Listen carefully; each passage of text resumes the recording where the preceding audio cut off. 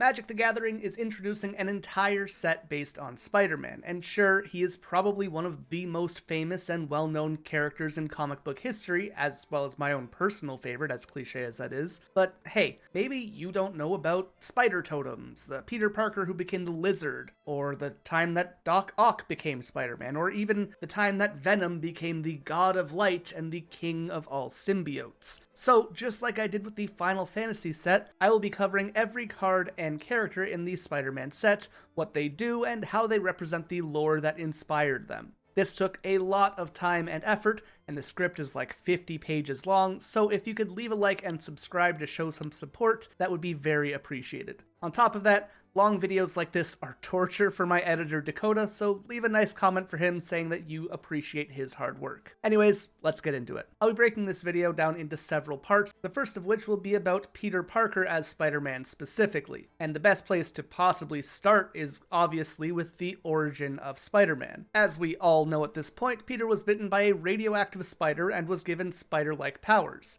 This is a bit different depending on the source and the story that you're looking at, but this spider has come from Oscorp, toxic waste from a nuclear lab, and about a dozen other sources. And one of the more interesting, or at least unique storylines has the spider being named Goddess, and has them gaining human powers when they gave Peter and a few other characters their spider powers. Origin of Spider-Man is a saga with 3 chapters, the first of which has it creating a 2/1 spider with reach, which is pretty fitting. The second puts a +1/+1 counter on a creature, turning it into a legendary spider hero. And the third gives it double strike for the turn, which makes sense based on Peter's enhanced speed and agility. As a quick aside, most of the sagas in this set, if not all of them, have these comic book panel alt arts, and I think they are such a cool way to present sagas for this set, especially since they're all trying to represent a specific storyline throughout the years. But what did being bitten by this radioactive spider allow Peter to do, and what is he known for?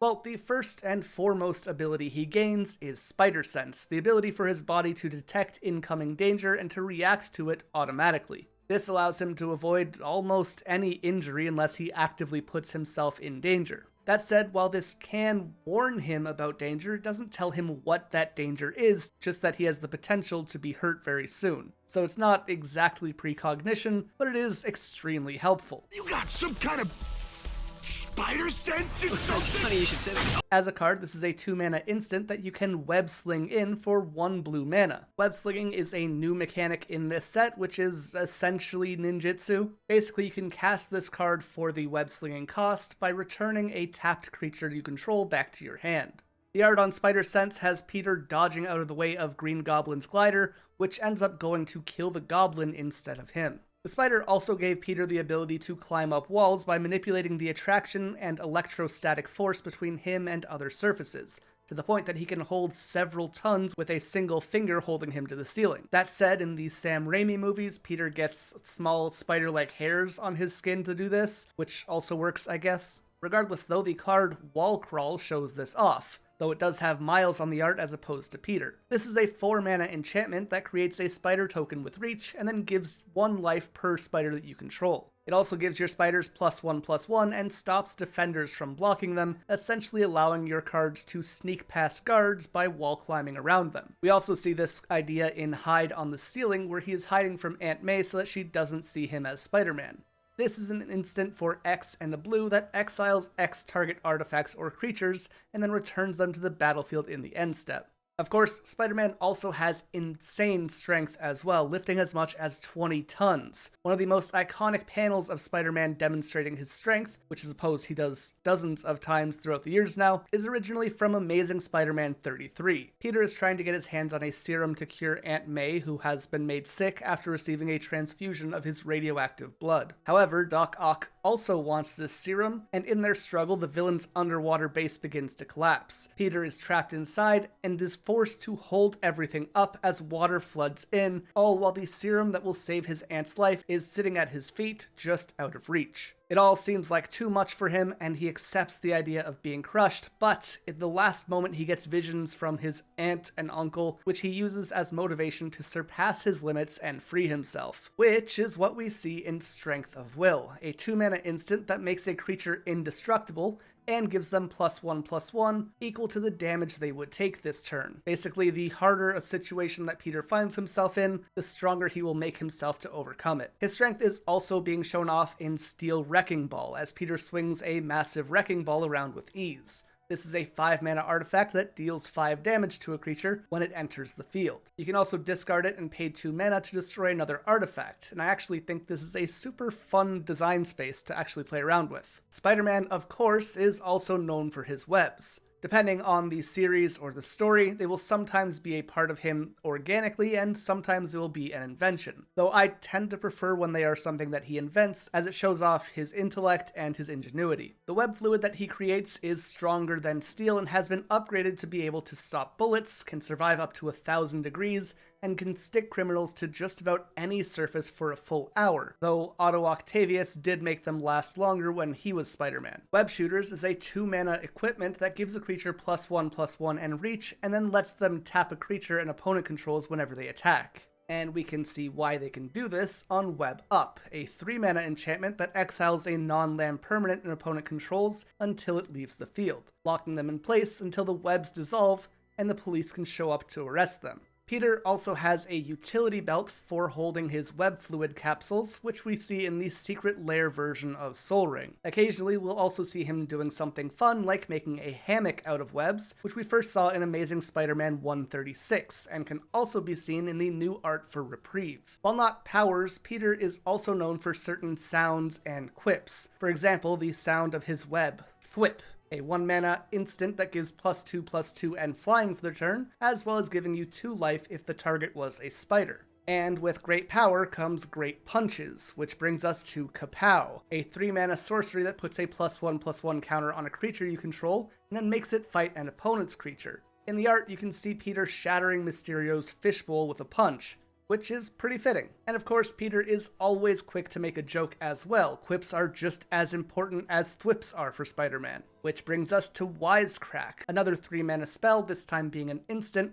that makes a creature deal damage equal to its power to itself, and if they are attacking, it will also hit their controller for 2 damage. Because Peter's actual superpower is frustrating and embarrassing his enemies so much that they mess up and give him an opening. Now, as you might imagine, Peter himself is featured on many cards, so let's run through all of the Peter Parker Spider-Man cards. Starting off, we have a double-faced card. This will happen several times through the set as we explore characters that have secret identities. In this case, we have Peter Parker, and on the backside we have Amazing Spider-Man. Peter Parker is a 0/1 for 1 and a white that creates a spider token when he enters. Honestly, not super crazy about this portrayal. It isn't like Peter makes spiders, usually. Though maybe it could have been one of his spider bots, I guess, but even that's more tied to Otto. Whatever. Luckily, his other side is a bit more interesting. Amazing Spider-Man is a 4/4 for 1, a green, a white, and a blue, with vigilance and reach. He gives all of your multicolored legendary spells web-slinging for Bant.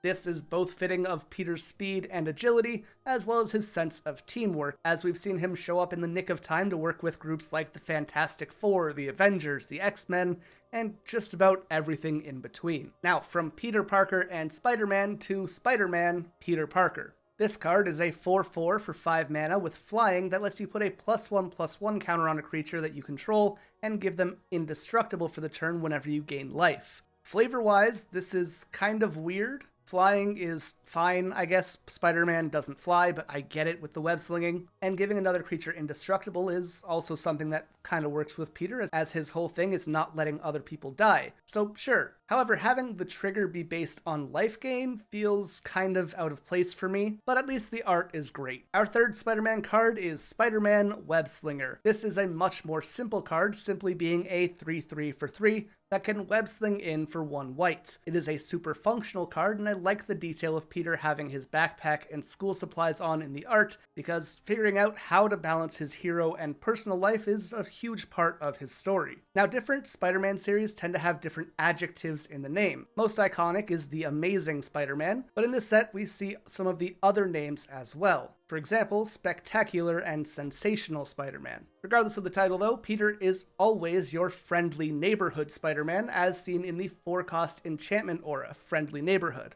This attaches to a land and creates a citizen token when it enters. This aura gives the ability to pay 1 and tap the enchanted land to give a creature +1/+1 for the rest of the turn for each creature that you control, because the more people that Spider-Man can save, the harder he will fight. The Sensational Spider-Man card is a part of an art block, and we will talk about each of the individual cards later. However, in it we see Spider-Man fighting off against Doc Ock, the Green Goblin, and Venom all at once. This card is a 3/3 for 3 that taps a creature when it attacks and puts a stun counter on them, essentially locking them in place with his webs. Then you can remove up to 3 stun counters from the field and draw cards equal to the number removed. This name comes from the 1996 comic series, The Sensational Spider-Man, which featured Ben Reilly as Spider-Man. Ben was a clone of Peter who went on to become the Scarlet Spider and eventually Chasm. But what's kind of weird about this card's art is that the image seems to be of Peter Parker despite the name. The image is of Peter Parker despite being called Sensational Spider-Man, given that it's using his typical suit rather than the one associated with the Sensational Spider-Man himself. Which is unfortunate because it's a sick suit. However, we will get to Ben later, so for now, we're going to move on to Spectacular Spider-Man. This is the name that we've seen used twice in the past, first in the 1968 comic run, and the second was a 2008 animated TV show that absolutely slaps. As a card, this is a 3/2 for 2 with Flash that can gain flying for the turn, or sacrifice himself to give your other creatures hexproof and indestructible for the turn by paying 1. And man, do I love this card. It is going to fit right into my Sonic deck, which if you haven't seen is a very fun one, you should go check that out. However, the idea of Spider-Man arriving just in time, sacrificing himself to keep the world safe, is just so fitting for his character. While he doesn't normally die in his endeavors, usually, he is probably one of the best examples of a hero putting his life on the line to make sure that no one else has to experience losses like he has in the past. But the coolest part of this card is easily the alt arts. Along with a few in his typical suit, we also have one in the Symbiote suit, the Bombastic Bagman costume, or the Spare Fantastic Four suit, whatever you want to call it, Future Foundation's Stealth suit, the actual Sensational Spider-Man suit, and one of my personal favorite Spider-Man suits, the Spider Armor Mark I. The idea of self-sacrifice can also be seen in With Great Power, a 4-mana aura that gives the creature +2/+2 for each aura and equipment that's on it. On top of that, it will take any of the damage that you would have taken in your place. The buff is in line with all of Peter's equipment and inventions, which improve his capabilities. Meanwhile, the tanking all of the damage is Peter putting his power to good use and protecting others. Obviously, the name of this card comes from Uncle Ben's final words, which shape Peter's whole worldview. Great power comes great responsibility. The strong must protect the weak, but they also need to be prepared and smart when doing so, making this a solid interpretation. We also see Peter visiting Uncle Ben's grave in the new art for Rest in Peace. That said, that's about as much of Uncle Ben as we get in this set, and it's just kind of strange that there's not a specific card for him, but whatever. Back to the idea of multiple suits though, and let's take a look at a few suits that Peter has used through the years. Firstly, we're going to start with Spider Suit, a 1-mana equipment that gives the creature +2/+2 and makes them a spider hero, being the same buff that comes from With Great Power. Iron Spider's Stark upgrade is, as the name suggests, a suit upgraded with Stark tech after Spider-Man was resurrected after a battle to the death with Morlun,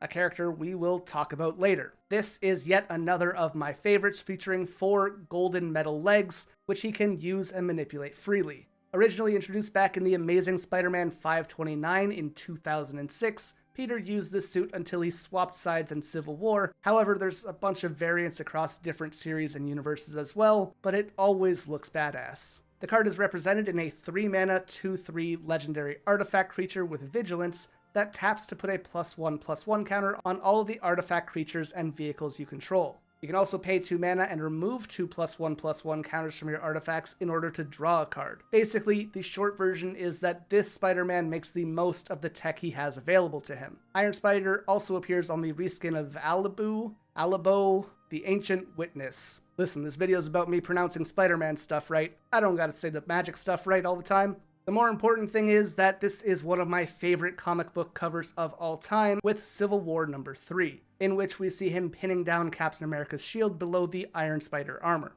Costume Closet, like the Spectacular Spider-Man card, features a ton of costumes. In addition to the ones that we've already seen, it also looks like there are 3 other suits in here as well. However, they're kind of difficult to place. The yellow and black one in the back seems to be the Mark II, but the yellow patches on the side of the abdomen don't match, so I'm not sure. I think this mask in the top right with the red eyes is supposed to be Kane's Scarlet Spider mask, though that would only fit if the blue parts are just highlighted by the lighting, as they should be black. And this suit on the far right, I think, is the Mark IV? Like I said, the lighting and limited view makes it really hard to tell, but it's still a really cool card all the same. As for what it actually does, this is a 2-mana white artifact that enters with 2+1/+1 counters on it, and can be tapped to move a counter from it to a creature that you control. It then gets another +1/+1 counter whenever a modified creature leaves the field. Basically, one suit goes out and another goes in. Costume Closet is easily one of the coolest modular support cards we've seen in a long time, which is always something I'm going to be appreciative of. Outside of his suits, Peter has his tech, including things like Spider-Bots, an addition from one of my favorite runs of all time, the Superior Spider-Man, in which Doc Ock takes Peter's body and becomes Spider-Man himself. To make this easier for himself, he creates these tiny drones that can patrol the city and feed images to the lenses on his mask directly. Spider-Bot is a 2/1 artifact for 2 with reach, and when it enters, you can search your deck for a basic land and put it on top, essentially letting Spider-Man scout the area to find where he needs to be next. I guess I should also cover Superior Spider-Man here. As I said, this is a run where Doc Ock takes over Peter's body and proves that he is better than Spider-Man at being a hero. As he does, he learns just how much Peter needs to hold himself back from hurting other people when he accidentally almost punches the Scorpion's jaw off, as well as how difficult Peter's life is. It's just a really good storyline that you should definitely check out if you have time. In Magic, he is a 4/4 for 4 mana that copies a creature from your graveyard when he enters. When he does so, he only keeps his name and stats while exiling the other card, just as he tries to do with the original Peter's mind while he is occupying his body. On to a much less useful note though, and we have the Spider-Mobile. Peter was approached by Corona Motors to promote their new car, and while he turned it down originally, he eventually agreed to do so as he needed the money. What a sellout. Anyways, today's video is sponsored by Raid. Nah, I'm just fucking with you. But seriously, I do need money, so subscribe and maybe consider checking out my Patreon. Anyways, the Human Torch helps him soup this car up, though it does end up getting dumped into the river. This is a 3-mana, 3/3 vehicle with trample that gets +1/+1 for each spider that you control for the turn whenever it attacks or blocks. With those out of the way though, we can talk about what is arguably the biggest part of being Spider-Man, and that is having the writers ruin your life. Which brings us to Parker Luck. This is a 3-mana black enchantment that features all of the typical misfortune that Peter deals with on a daily basis. Villains like Venom, dead friends like Harry, the heartbreak that he puts MJ through on a regular basis as he tries to balance being a hero and a partner, and of course, J. Jonah Jameson slandering his name on the daily. This enchantment makes 2 players reveal the top card of their deck at the start of the end step, and then they lose life equal to the cost of the other player's revealed card before adding their own card to their hands. But of course, Peter also has many typical struggles to deal with as well, like paying rent. Rent is Due is a 1-mana white enchantment that also triggers in your end step. It lets you tap up to 2 untapped creatures or treasures and then draw a card. However, if you are unable to do so or you choose not to, you must sacrifice the enchantment. You gotta pay rent or you will be evicted. We actually get to see his apartment in Urban Retreat, which is a land that enters tapped but can make you green, white, or blue mana. It also kind of has web slinging for 2, which is a fun touch. School Days refers to the difficulty of choosing between being a hero and living his own life. It is a 5-mana instant that lets you choose between doing homework by drawing 3 cards or fighting crime by countering a spell and drawing 1. The biggest struggle that Peter often has to deal with, though, is keeping his identity secret to protect his loved ones, which we see on Secret Identity, an instant for 1 blue mana with another choice. You can either conceal your identity, turning a creature into a 1/1 citizen with hexproof, or reveal your identity by turning it into a 3/4 hero with flying and vigilance. And of course, this idea is made even more important as the result of one of comics' most iconic moments, the death of Gwen Stacy. Amazing Spider-Man 121, The Night Gwen Stacy Died, features the Green Goblin kidnapping Gwen and throwing her off a bridge. Peter manages to catch her with his web, however the sudden stop to her fall snaps her neck and kills her instantly, showing him both that he needs to be more careful with how he saves people, and that he can never let another villain learn who he is. The Death of Gwen Stacy is a 3-mana saga with 3 chapters.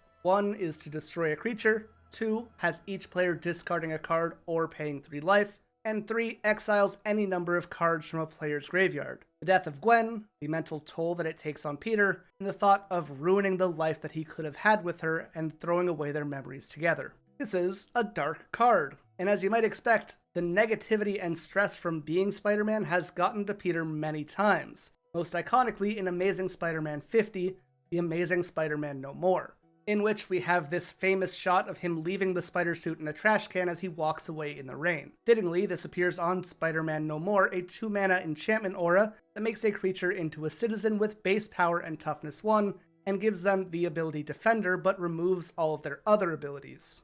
The cover for this comic also actually appears on the new art of Path to Exile as well. Speaking of alt arts that won't come up in the rest of this video, there's a couple, so we're just going to cover them here. Ponder shows off a variant cover of Amazing Spider-Man 800 by Jean Giraud, or as you might know him, Mobius, and I hope I am pronouncing that right. Similarly, Tangle is the variant cover for Amazing Spider-Man 900, and the new Arachnogenesis comes from the first issue of Todd McFarlane's run of Spider-Man. Anyways, back to another time that Peter tried to quit being Spider-Man, which happened just 50 issues after the first time, in Amazing Spider-Man 100, 101, and 102 from 1971.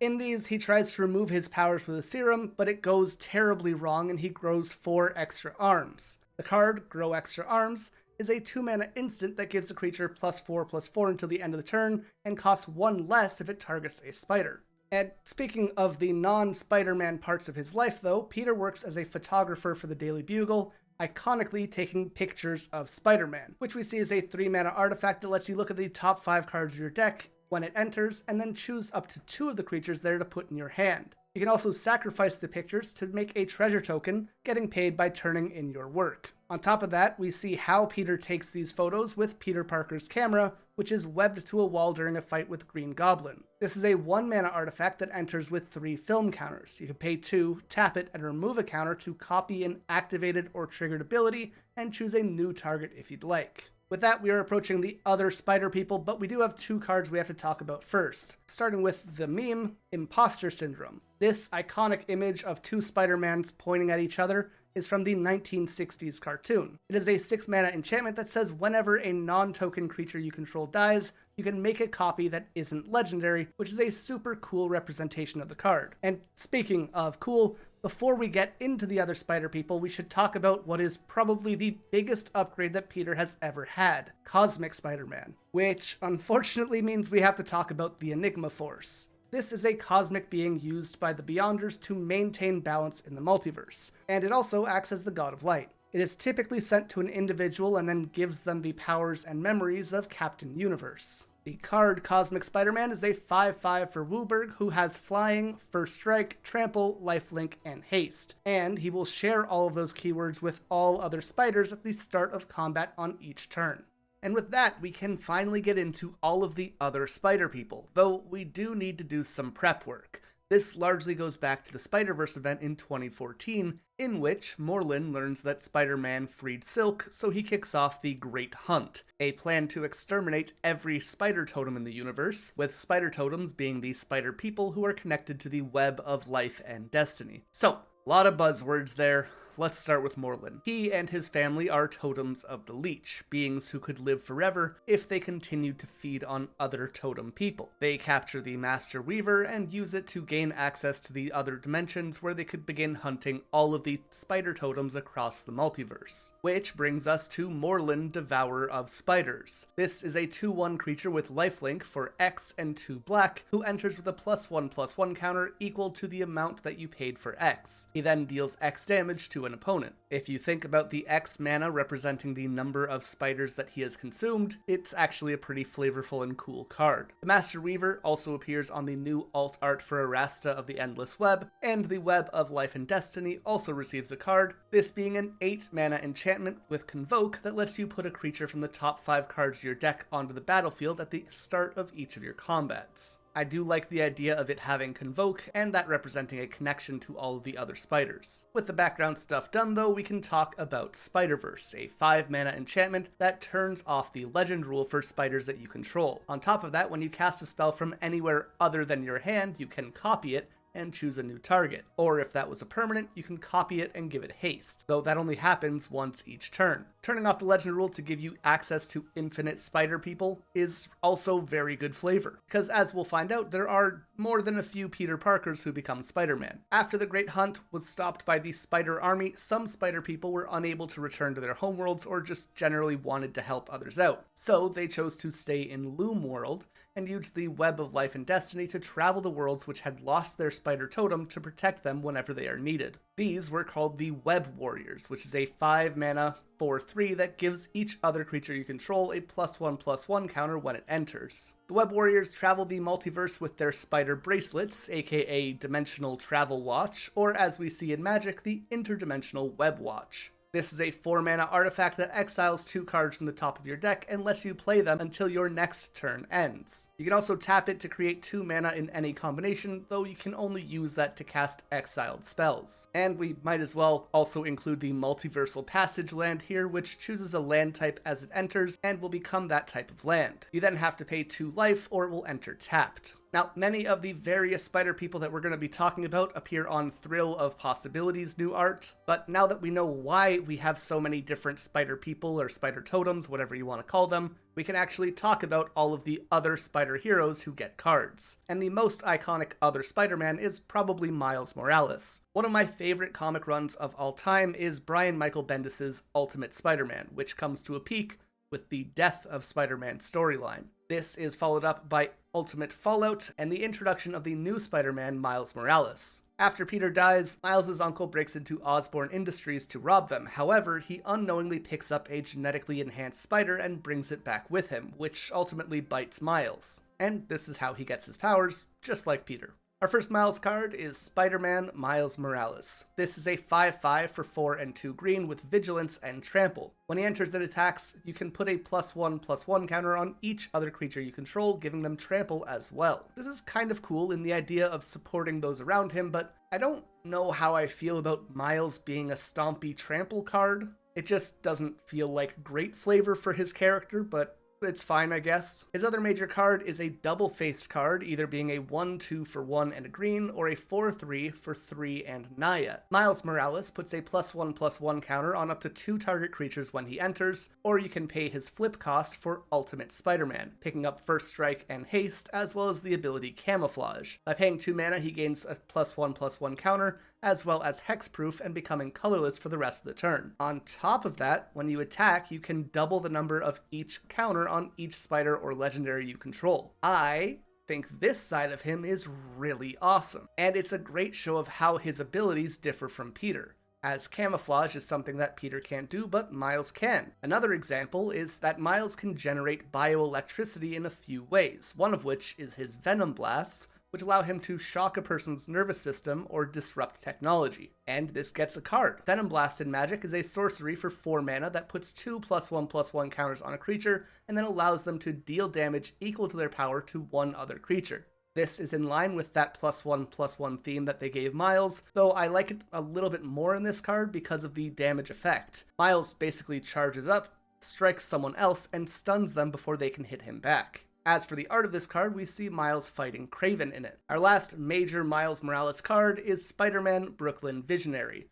which has some really great art that leans into the graffiti style that Miles is known for. This is a 4/3 for 5 mana that can web sling in for 3 and lets you put a basic land from your deck onto the field when it enters. Then we have Supportive Parents, a 3/3 for 3 mana that lets you tap 2 creatures to make a mana of any color. A super wholesome card featuring Miles hugging his parents, and the ability obviously leans into them doing what they can to support him. We can also see Miles on the new art for Lightning Greaves as well. Miles then shows up in the art for Scout the City, a 2-mana sorcery that lets you choose to either look around, letting you mill 3 cards and put a permanent from them into your hand before giving you 3 life, or bring down your target, destroying a creature with flying. This art also features him looking down on the Green Goblin who is flying by on his glider, so that's pretty fitting as well. Miles was also cloned by the Assessor while he was studying his abilities. These clones include Selim, Mind Spinner, and Shift. Shift in particular, or Jamie Morales as his other name, appears on Twisted Spider Clone. Shift considers himself a failed clone because of his warped body, as well as his rapid aging due to being a clone. However, he and his brothers eventually do find a cure for this. He is a 4-mana 4/4 who puts a +1/+1 counter on each other creature with a +1/+1 counter on it already when he enters, thus making him a kind of worse copy of the Miles cards that we have. Now, following this, there are a ton of cards with Miles partnered with Peter and Gwen, and as we see a lot of his cards being very supportive in nature, it makes sense that he's the one that we see partnered with the most spider people as a supporting character. Starting with Amazing Alliance, a 3-mana white enchantment that gives creatures you control +1/+1 and gives you life equal to the number of attacking creatures you have that are legendary each combat. In the art for this card, we have a combined effort of Peter, Miles, and Gwen taking on Sandman. The trio again can be seen on the new 3 Visits artwork as well. Terrific Team Up has him partnering with Spider-Man to take on Venom. This is a 4-mana instant that costs 2 less if you have a permanent that costs 4 or more. This gives up to 2 of your creatures 1 power for the turn, and then has each of them deal damage equal to their power to a creature your opponents control. The 2 of them can also be seen in the reskin of Parallel Lives, which features the cover of Spider-Men's second comic. Then we have Miles and Gwen cards, starting with Double Trouble. Gwen and Miles appear on this card working together in a 5-mana instant that doubles the power of each creature you control until the end of the turn. Heroes Hangout is a 1-mana sorcery, again featuring Miles and Gwen, this time having a snack together. Though Miles seems to have forgotten how gravity works, I guess. When you cast this, you can choose one, either Date Night, which will exile the top 2 cards of your deck and let you cast one of them until the end of your next turn, or Patrol Night, which gives up to 2 of your creatures 1 power and first strike for the turn. And lastly, we see him teaming up with Spider-Woman on Spectacular Talents as they each shock the Lizard. This is a 2-mana instant that lets you either put a +1/+1 counter on a creature and make it hexproof for the turn, or destroy a creature with 4 or more power. We've mentioned Gwen a couple times, as she also serves as a Spider-Man. Well, Spider-Gwen, I guess. While our Gwen Stacy died when Peter accidentally yo-yos her, the Gwen from Earth 65 is still very much alive. Rather than Peter, Gwen is the one who gets bitten by the spider and gains powers, becoming Spider-Woman, though most people just call her Spider-Gwen, a hero who objectively has one of the greatest costumes in Marvel. I will die on this hill. However, as spider people are destined to suffer because their writers are sadists, in Spider-Gwen's story, Peter becomes the Lizard and passes away, which is the tragedy that she has to deal with. We see her on a fantastic alt art of Nagila the Blaze Blossom, as well as her own card, Spider-Gwen Free Spirit, a 2/3 for 3 mana with reach, and whenever she becomes tapped, you can cycle a card from your hand, showing off her agility and ability to think quickly. Along this line, Spider-Gwen later rebrands herself to Ghost Spider to differentiate herself from other Spider-Women, who we will have a lot of in this video, and this also gets a card as well. Ghost Spider Gwen Stacy is a 5-mana 4/4 with Menace that deals X damage to the defending player whenever she attacks, equal to the number of your attacking creatures, leaning into Gwen being tied to the idea of the Spider-Verse and fighting along other spider people. Naturally, she also gets a double-faced card. As Gwen, she's a 2-mana 2/1 who exiles the top card of your deck and lets you play it while she is still on the field. Or you can pay 2 and Jeskai to flip her to her transformed side, Ghost Spider, a 4/4 vigilance, flying, and haste creature for 5 mana. When you play a land from exile, she gets a +1/+1 counter, showing how she travels to other worlds, and by removing 2 counters from her, you can exile the top card of your library to play it this turn. It is a very fun and very flexible card. And speaking of flexible, Gwen can be seen on Amazing Acrobatics, dodging lasers with ease. This is a 3-mana instant that can either counter a spell or tap up to 2 creatures. We can also take a moment to talk about May Parker here. May is the daughter of Peter and Mary Jane from an alternate Earth. She develops powers just like her father when she turns 15, and quickly sets off to follow in his footsteps, much to her parents' dismay. This is Spider-Girl, Legacy Hero, a 2/2 for a green and a white who gains flying during your turn. Then, when she leaves the field, you can make a 1/1 citizen token. On a similar train of thought, we have Spinneret and Spiderling. These two come from the Renew Your Vows storyline, an alternate reality where Peter and MJ are married and have a daughter. This card is a 1/2 for 1 red mana, and whenever you attack with 2 or more spiders, you can put a +1/+1 counter on it. And when they deal 4 or more damage, you can exile the top card of your deck and play it until your next turn ends. Also, read Renew Your Vows. It is quick and very fun. Our next spider hero is Arachne. Julia Carpenter was used by a secret government group called the Commission, who were trying to create their own superhero, though they did so without telling her about it. She was injected with a serum of spider venom and exotic plants, which gave her powers just like Peter has. She was given the name Spider-Woman, though when she started operating more independently, she used names like Arachne and Madam Web, going on to help spider heroes across dimensions when multiversal events like Spider-Verse take place. She differs from Spider-Man as her webs come from psychic energy, meaning she can form them from a distance and she can psychically control them freely. After inheriting the title of Madam Web, she also gains abilities like telepathy, astral projection, and even precognition. We see this in her card, Arachne Psionic Weaver, a 3/3 for 3 with web slinging for 1 white,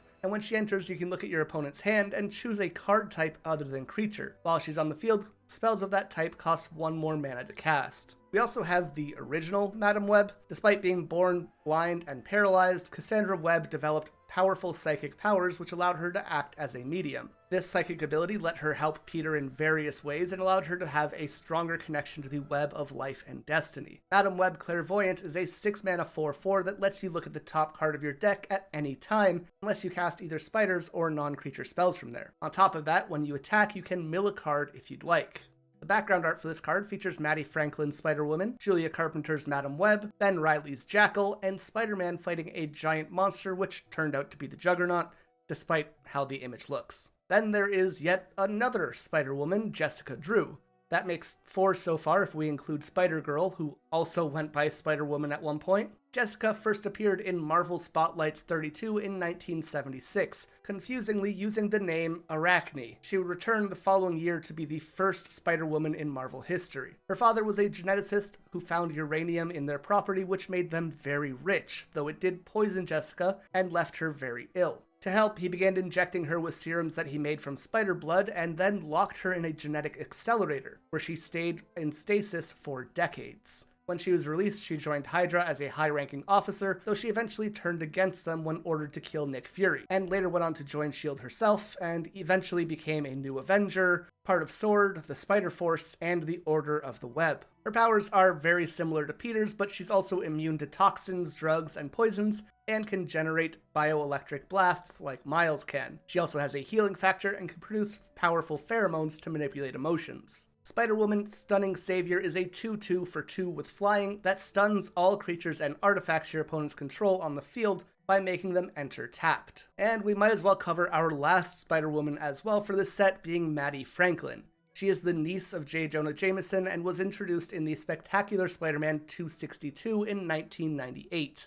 Maddie takes part in the Gathering of 5, where 5 mystical relics were used to give each participant a random benefit or curse. These included power, knowledge, immortality, insanity, or death. Notable inclusions here: Norman Osborn received insanity, Cassandra Webb received immortality, and Maddie was given power, including superhuman capabilities and flight. An ability that she picks up later, though, is Psychic Spider Legs, which can be seen in her card Skyward Spider, a 2-mana 2/2 that has Ward 2 and can fly while she is modified. We should probably also cover Ben Reilly here. Ben is a clone of Peter created by the Jackal, who supposedly died during their first encounter, but he would eventually return in the Clone Saga. This was a run starting in the Web of Spider-Man 117 in August of '94. Ben returns as the Scarlet Spider, and the whole saga revolves around Peter questioning which of them is the clone and who is the real Peter, with the saga culminating in Ben sacrificing himself. The Clone Saga is a 4-mana saga with 3 stages. Chapter 1 has you surveilling 3,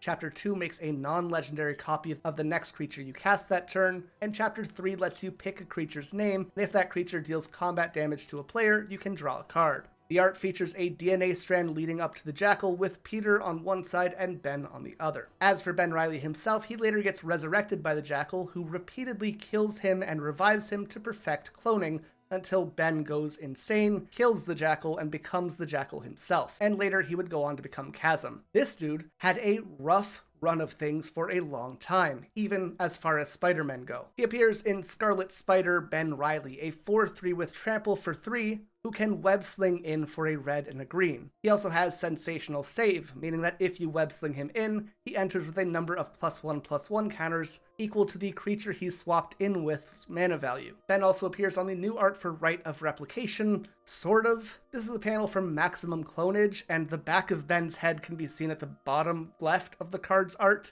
though it's cropped in a way that pretty much takes him out of it. There's also a second Scarlet Spider, that being Kane Parker. Kane was the Jackal's first try at cloning Peter, and while he was initially thought to be a success, he eventually became both physically and mentally deformed. While unstable, Kane was also stronger, more durable, and could heat up his hands to burn a scar onto people's face in a pattern that he calls the Curse of Kane. Scarlet Spider Kane is a 2/1 for a black and a red with Menace, and when he enters, you can discard a card to put a +1/+1 counter on him. And if he is discarded, you can either pay a red or a black to cast him for a Mayhem cost. As for the Jackal, he also gets a card, Jackal Genius Geneticist, a 1/1 for a green and a blue with Trample. He copies any spell that you cast that has a cost equal to his power, and then places a +1/+1 counter on himself. In the art, we see several attempted clones of Peter in the vats behind him. Alright, on to another one that's been pretty popular recently, Spider-Man 2029. Back in 1992, we got the 2099 timeline, a group of comics featuring an imagined version of heroes in the far-off future. For Spider-Man, we had Miguel O'Hara, an Alchemax geneticist researching Spider-Man's DNA who inadvertently gets imbued with spider powers himself. They appear on Spider-Man 2099, a 2/3 for a blue and a red with From the Future that restricts them from being played on the first 3 turns of the game. He also has Double Strike and Vigilance, and during the end step, he will ping any target for damage equal to his power if you have played a land or cast a spell from anywhere other than your hand this turn. Miguel also appears on Spider-Man 2099, Miguel O'Hara, this version being a 4/4 for 5 that bounces a creature to hand when it enters. Then whenever one or more of your creatures deals combat damage to a player, you can draw a card. Future Flight is yet another card featuring Miguel. This is a 4-mana enchantment aura that draws 2 when it enters, and gives the enchanted creature 2 power and flying. Miguel can also be seen on Lila, Holographic Assistant. Lila is the Lyrate Lifeform Approximation, who is essentially his Jarvis. This card is a 2/2 for 4 mana that puts a +1/+1 counter on any target creature whenever you draw a card. Basically, the more information she receives, the more she is able to help. Now, I know what you're thinking, what if Spider-Man, but British? Well, that brings us to Spider UK, Billy Braddock. He was a member of the Captain Britain Corps from Earth 833, who was bitten by a radioactive spider. He is both a Captain Britain and Spider-Man figure, and serves as a multiversal guardian, which made him an effective leader during events like Spider-Verse. He also stands fairly unique as a Spider-Man who isn't much about personal tragedy and is more about the sense of duty. Spider UK is a 3/4 for 4 mana that can web sling in for 3. Then at your end step, if 2 or more creatures entered your battlefield this turn, you can draw a card and gain 2 life, showing how he is more effective when leading others. Back to Peter Parker though, and in the Noir universe, he is Spider-Man Noir. He was raised during the Great Depression and lost his uncle Ben, as Ben had been organizing union strikes against sweatshops, and that upset the wrong people. One of which being the Goblin, this world's Norman Osborn, who had him killed as a result. While looking into the murder, a spider idol breaks open and one of the spiders inside bites Peter, giving him spider powers, all the typical ones, as well as the inability to feel pain. Spider-Man Noir is a 4/4 with Menace for 5 mana who gives your creatures who attack alone a +1/+1 counter. Then you can surveil cards equal to the number of counters on that creature. Back to a big one though, and we have Silk. Cindy Moon was bitten by the same spider as Peter. However, unlike him, her silk web is organic and not artificial. She can also weave these webs onto her fingertips to make claws, and her silk sense is one of the sharpest and most effective versions of spider sense from any of the spider heroes. She struggled to control her powers at first, and with Peter's help they looked for a cure, eventually finding Ezekiel Sims, who trains her until he learns that Morlun is hunting her down. Ezekiel seals her away in a bunker to keep her safe, and 13 years later Peter would free her, kicking off the Spider-Verse event. Silk Webweaver is a 3/5 for 4 that can web sling in for 2. Whenever you cast a creature, she makes a 1/1 citizen token, and she can pay 5 to empower all of your creatures with +2/+2 and vigilance for the turn. Silk also appears on the new art for Silk Guard, using the cover for Dan Slott's Silk Out of the Spider-Verse. I also mentioned Ezekiel Sims there, so let's cover him as well. Ezekiel went through a ritual to gain powers like Spider-Man and became a Spider-Totem in the process. He used his new powers to become extremely rich, however, being a totem soon made him a rival to Morlun. His card, Ezekiel Sims Spider-Totem, is a 3/5 with reach for 5 mana, and at the start of your combats, he gives another spider you control +2/+2 for the turn, which is fitting as he was a mentor to Silk. But back to the Spider-Manses. When Penny Parker was 9, her father died while piloting the Spider-Mech suit, and she went on to inherit this and bonded with it by allowing a radioactive spider CPU to bite her. Her card, or rather her mech's card, Spider piloted by Penny, is a 4/4 with vigilance for 5 mana. When it enters, you can put a +1/+1 counter on another creature, and when any of your modified creatures hits a player, you can draw a card. Then we have Spider-Man India, which was a comic series from 2004 that featured a poor Indian boy named Paviter. He moves to Mumbai for school and soon encounters an ancient yogi who gifted him with the powers of a spider so that he could fend off evil. He was unsure of how to act at first and initially refused to help a woman being attacked. She ends up getting killed, and he would work the rest of his life to make up for not living up to the great responsibility that his great powers demanded of him. Spider-Man India is a 4/4 for 5 mana that can web sling in for 3. Whenever you cast a creature, he puts a +1/+1 counter on a creature that you control and gives it flying for the turn. On to one of the ironically strongest spider people, Peter Porker. They were born as a spider in the lab of May Porker, and when she accidentally gets irradiated and bites Peter, it transforms him into a pig person like she was, with him going on to fight crime as Spider-Ham. Notably, he has all of the classic Spider-Man powers, but he is also self-aware of being a cartoon or comic character, and essentially has access to the Toon Force. It's almost like if Bugs Bunny became Spider-Man. Spider-Ham Peter Porker is a 2/2 for 2 who creates a food token when he enters.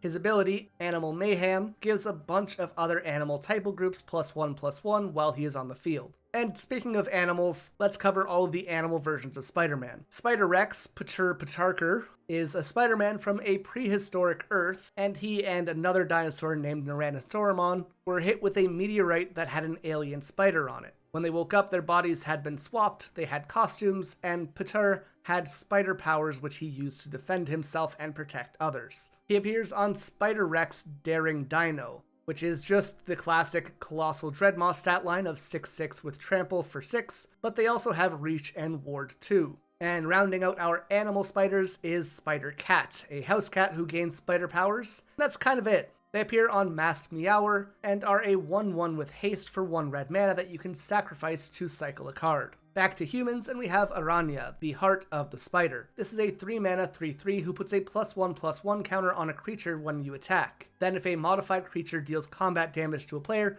you can exile the top card of your deck and cast it this turn. Anya was first introduced in Amazing Fantasy Volume 2's first issue. She jumped in to save a man being attacked by the Sisterhood of the Wasp, and would have died in the process. However, the man that she saved, Miguel Lagar, was a sorcerer in the Spider Society. He gives her some of his powers in order to save her life, and these include all of the normal spider abilities, as well as camouflage that lets her hide in shadows, and the Spider Society tattoo, which boosts her abilities even further, and also offers her a spider-like exoskeleton that she can summon to protect herself. Now, before we get into the next Spider-Man, just be ready. It's a lot. Spider-Punk Hobie Brown is a Spider-Man from an America ruled by the fascist regime of President Ozzy Osbourne. What a sentence.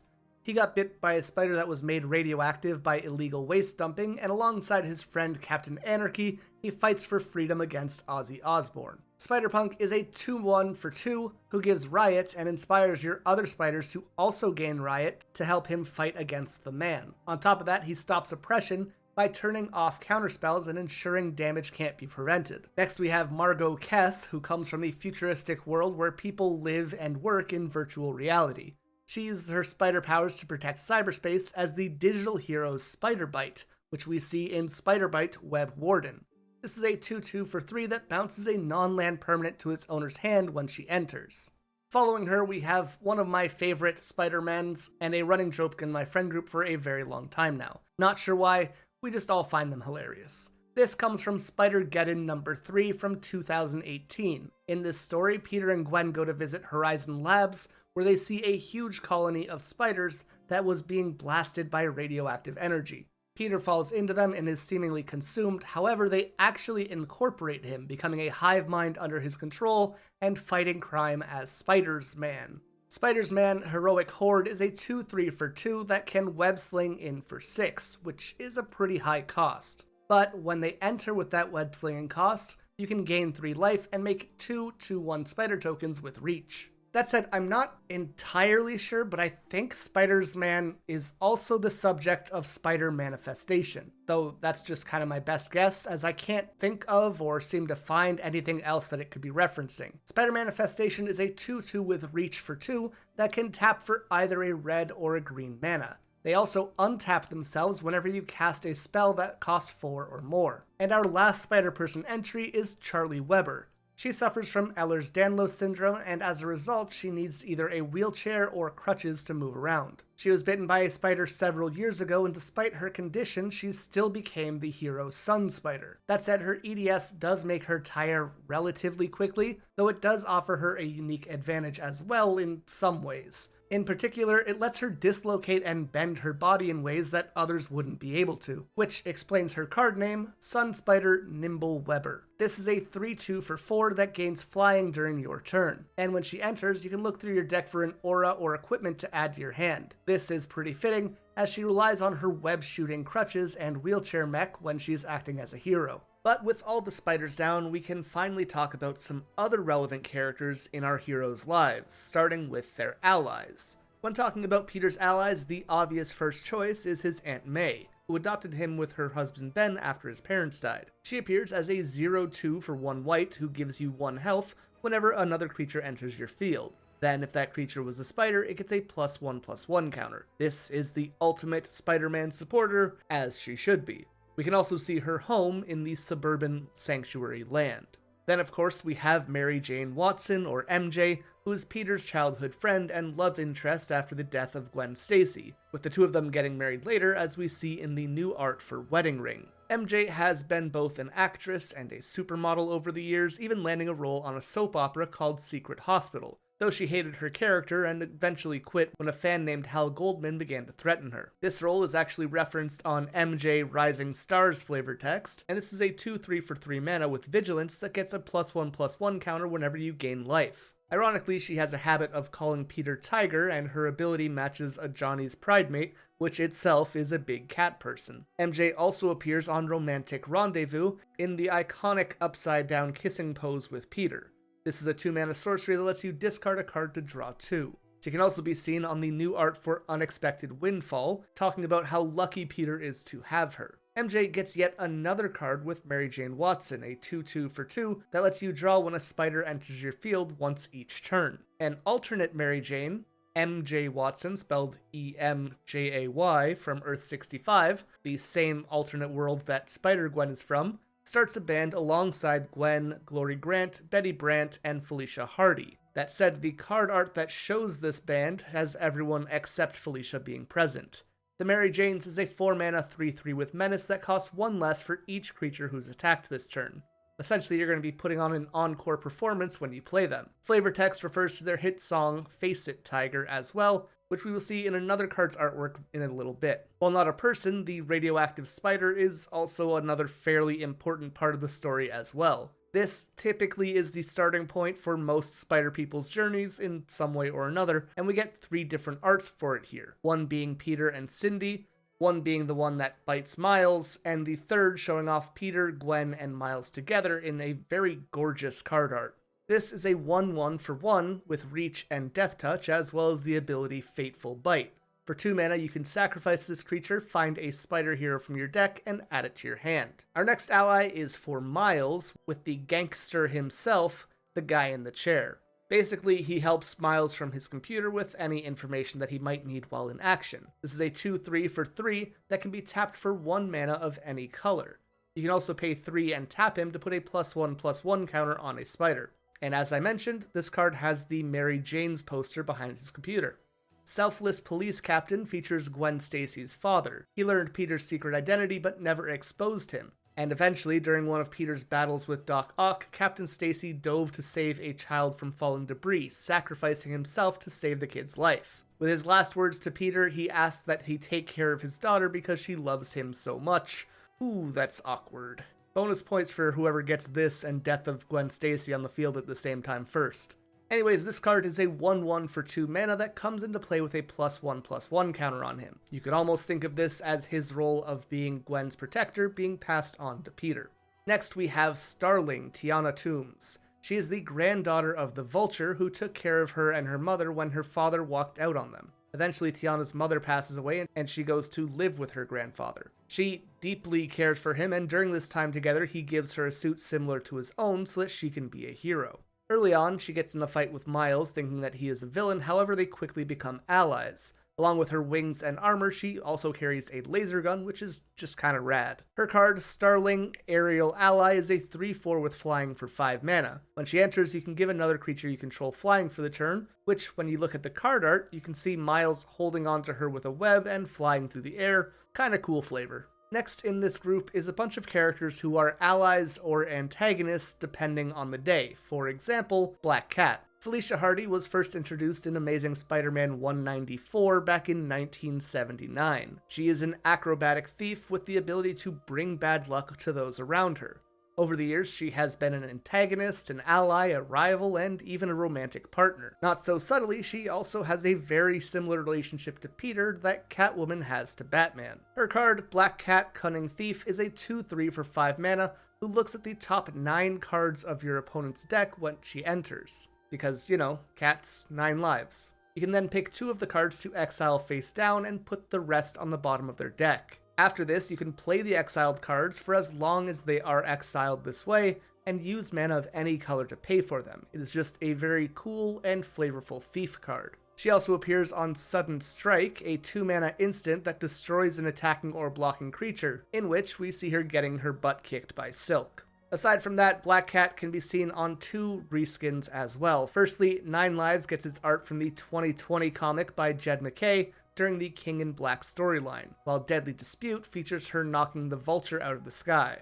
Similarly, we have Yuriko Watanabe, an NYPD captain who actually supported Spider-Man. She went on to use Mysterio's tech, one of Chameleon's masks, and the name of the Wraith to fight criminals and scare them to the point that they would change their ways. Basically, she would raid the storage locker for whatever supplies she could need and use them against criminals. Wraith Vicious Vigilante is a 1/1 with double strike for 3 mana that can't be blocked thanks to the fear gas that she uses. Silver Sable is an anti-hero who hunts war criminals. However, she's also a mercenary, so while she often aligns herself with Spider-Man, she can also be paid to hunt him down from time to time. She was first introduced in Amazing Spider-Man 265 in 1985, and is the leader of the mercenary group called the Wild Pack. While she has no superpowers herself, she is just an all-around badass that can hold her own against Peter purely based off skill. She appears on Silver Sable Mercenary Leader, a 2/3 for 3 that puts a +1/+1 counter on another creature when she enters. Then when she attacks, she can give one of your modified creatures lifelink for the rest of the turn. Her mercenary group appears on Wild Pack Squad, also being a 2/3 for 3, this time giving a creature first strike and vigilance for the turn at each of your combats. I really like that these 2 cards work together and have so much overlap, all working towards making one very powerful attacker to complete their mission. That's actually it for the allies though, and we're going to be moving into the villains, and there's no better way to transition from allies to villains than with J. Jonah Jameson. This is Peter's boss at the Daily Bugle who is obsessed with outing Spider-Man as a villain. This is largely because Jameson's wife was murdered by a masked robber, and as a result of that, he has a deep distrust for anyone with a secret identity. There's a fantastic scene where he explains this to Spider-Man, breaks down when he realizes what his life has become because of his obsession, and then Peter goes on to reveal his face as he comforts this man who has been harassing him for years. Chip Zdarsky does a fantastic job with this comic, and I'm sorry that I mispronounced his name, probably. Anyways, his card, J. Jonah Jameson, is a 2/2 for 3 that suspects one creature when he enters. And then he creates a treasure token for you whenever a creature you control with Menace attacks. And basically, since many of the villains in this set have Menace, he will make money whenever they cause a commotion and he can run a story about them. JJ's son, John Jonah Jameson III, also makes an appearance on Gallant Citizen, a 1/1 for 2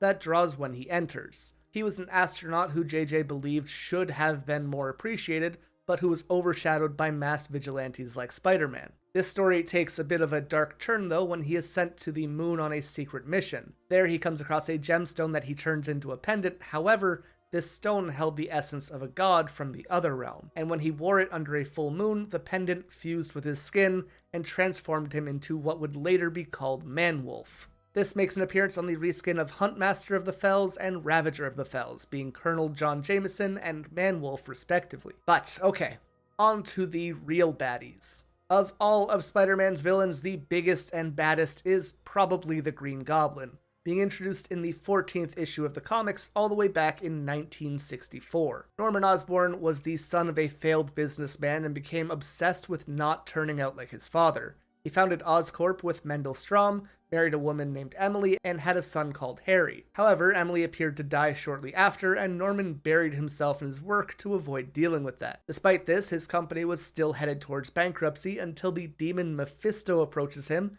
and offers to save the company in exchange for his son's soul, as well as for Norman killing someone with a soul dagger. He even added that Norman would forget about ever having made this deal to alleviate him from guilt. And ultimately, Norman agrees to this. As a result, he becomes incredibly successful and obsessed with the idea of gaining more. Mephisto also had Strom arrested for embezzlement, making Norman the lone CEO of the company. But as he was clearing out his ex-partner's belongings, he found a secret formula for superhuman powers. Unfortunately for him, Harry interferes in the experiment, causing it to explode, and everything kinda goes downhill from there. This formula appears on Unstable Experiment, a 2-mana instant that lets a player draw a card and then has one of your creatures connive. It has some pretty cool art with the Green Goblin peeking through the beaker as Norman looks through it. Soon after being released from the hospital after the explosion, Norman was overtaken by madness and eventually used his wealth to create goblin armor and pumpkin bombs. With these, he would become the Green Goblin and made Spider-Man his first target. Notably, madness is a pretty big thing when talking about the goblins of all types, and many of the goblins will have the keyword mayhem, which largely is based off of madness, so it's just kind of a cool flavor tie-in throughout most of these cards. Anyways, our first card is Double-Faced, being Norman Osborn, which is a 2-mana 1/1 on the front, and Green Goblin, a 4-mana 3/3 in Grixis on the back. Norman cannot be blocked, and when he deals combat damage, he can connive. You can also pay his transformation cost to become the Green Goblin, gaining Flying, Menace, and a 2-mana discount when casting spells from the graveyard. He also has Goblin Formula, giving your non-land cards in the graveyard mayhem, essentially a madness cost from the grave, which is pretty fitting as I've explained. Norman appears on a lot of cards as well, a few of which are also Green Goblins. Firstly, our art spread inclusion being Green Goblin Nemesis, a 4-mana 3/3 in red and black with flying that gives a goblin you control +1/+1 when you discard a non-land card. Otherwise, if you discard a land, you will make a tapped treasure. This feels like it's tied into the madness mechanic more because of the name rather than being Green Goblin related specifically. It's kind of flavorful, but also kind of just feels like they're just making a play on the name of the mechanic rather than anything connected to the character. It kind of feels like it missed the mark a little bit to me. Also in red and black, we have Green Goblin Revenant, this time being a 3/3 with flying and death touch for 5 mana. When he attacks, you can discard a card and draw for each card you've discarded this turn. Again, pretty far into the madness idea, but this one is at least more interesting and leans into that all-or-nothing recklessness that the Goblin is known for. That said, worth noting is that the Revenant card shows Harry Osborn's Green Goblin rather than his father's. After his father's supposed death, Harry picks up the mantle of Green Goblin and tries to avenge him by killing Spider-Man. Unfortunately, he goes on to die from side effects of the Goblin formula. Harry also appears on Shadow of the Goblin, with his father's shadow literally extending out from him. This is a 2-mana red enchantment with 2 abilities. Firstly, Unreliable Visions makes you discard a card during the start of your main phase, and then you can draw another. There's also Undying Vengeance that says when you play a land or cast a spell from anywhere other than your hand, you can deal 1 damage to each opponent, embracing the madness and using it to crush your enemies slowly. Regardless of whether it is Norman or Harry though, the Goblin is known to have a few iconic tools at his disposal. Firstly, Pumpkin Bombs, a 2-mana artifact that can be tapped to let you discard 2 cards and draw 3 before putting a fuse counter on it. It then deals damage equal to the number of fuse counters to an opponent, and then passes itself over to their control. Basically, it is a game of hot potato. They can also be seen using this on Pumpkin Bombardment, a sorcery for either a red or a black, though it does have an added cost of either discarding a card or paying an extra 2 mana. This deals 3 damage to target creature, and is just kind of an objectively worse lightning bolt, though it does have the flexibility of triggering discard effects, I guess, which does fit with most of the Goblin cards. The other bit of tech that he has is the Goblin Glider, which we see in rocket-powered Goblin Glider. This is a 3 mana equipment that can also be cast for a mayhem cost of 2. If you do cast it this way, it attaches to a creature for free. Then, once it's on a creature, it will give them 2 power, haste, and flying. You can actually see scientists working on this tech over in Oscorp's research team, with Norman looking down on them from above. This is a 4 mana 1/5 that lets you pay 7 to draw 2 cards. It is expensive, but hey, these are the best in the field, probably. The Goblin also appears attacking Spider-Man and a young girl on the new art of Ephemerate. While the Green Goblin we've seen so far has been the iconic one, I've always had such a soft spot for Ultimate Green Goblin, which basically asks, what if the Green Goblin was also the Hulk, and could control fire? This version of Norman was hired by S.H.I.E.L.D. to make a super soldier drug, and after seeing how the Oz-injected spider modified Peter, he decided to combine Oz with his own DNA, and injected it into himself, hoping to become a better version of himself. This did not go as planned. There was an explosion, again, and he was transformed into this. That said, the Oz formula did enhance him. He was faster, way more durable, and monstrously strong, as well as even smarter than he was originally. But that's not all. He could regenerate from most injuries pretty easily, including death, and could now create, absorb, and control fire.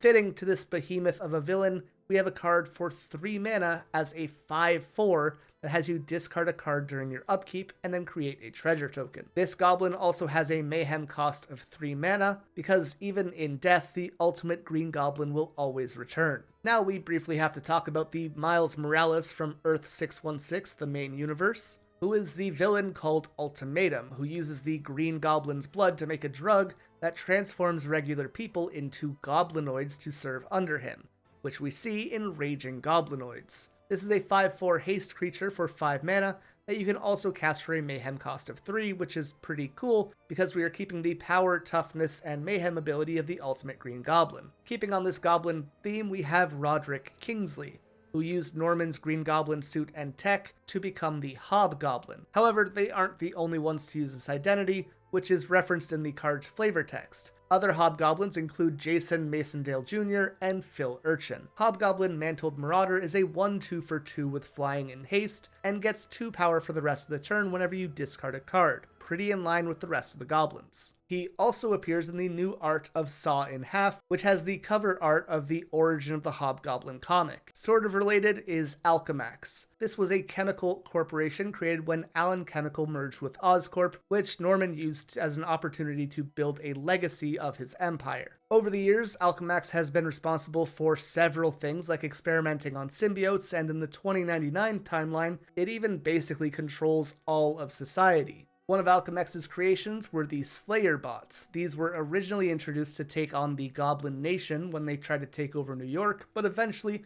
turned against Spider-Man under several different villains' controls. They are represented on a 3 mana 2/2 in blue that taps a creature and puts a stun counter on them when the Slayer enters. We can also talk about Norman's ex-business partner and the co-founder of Oscorp, Mendel Strom.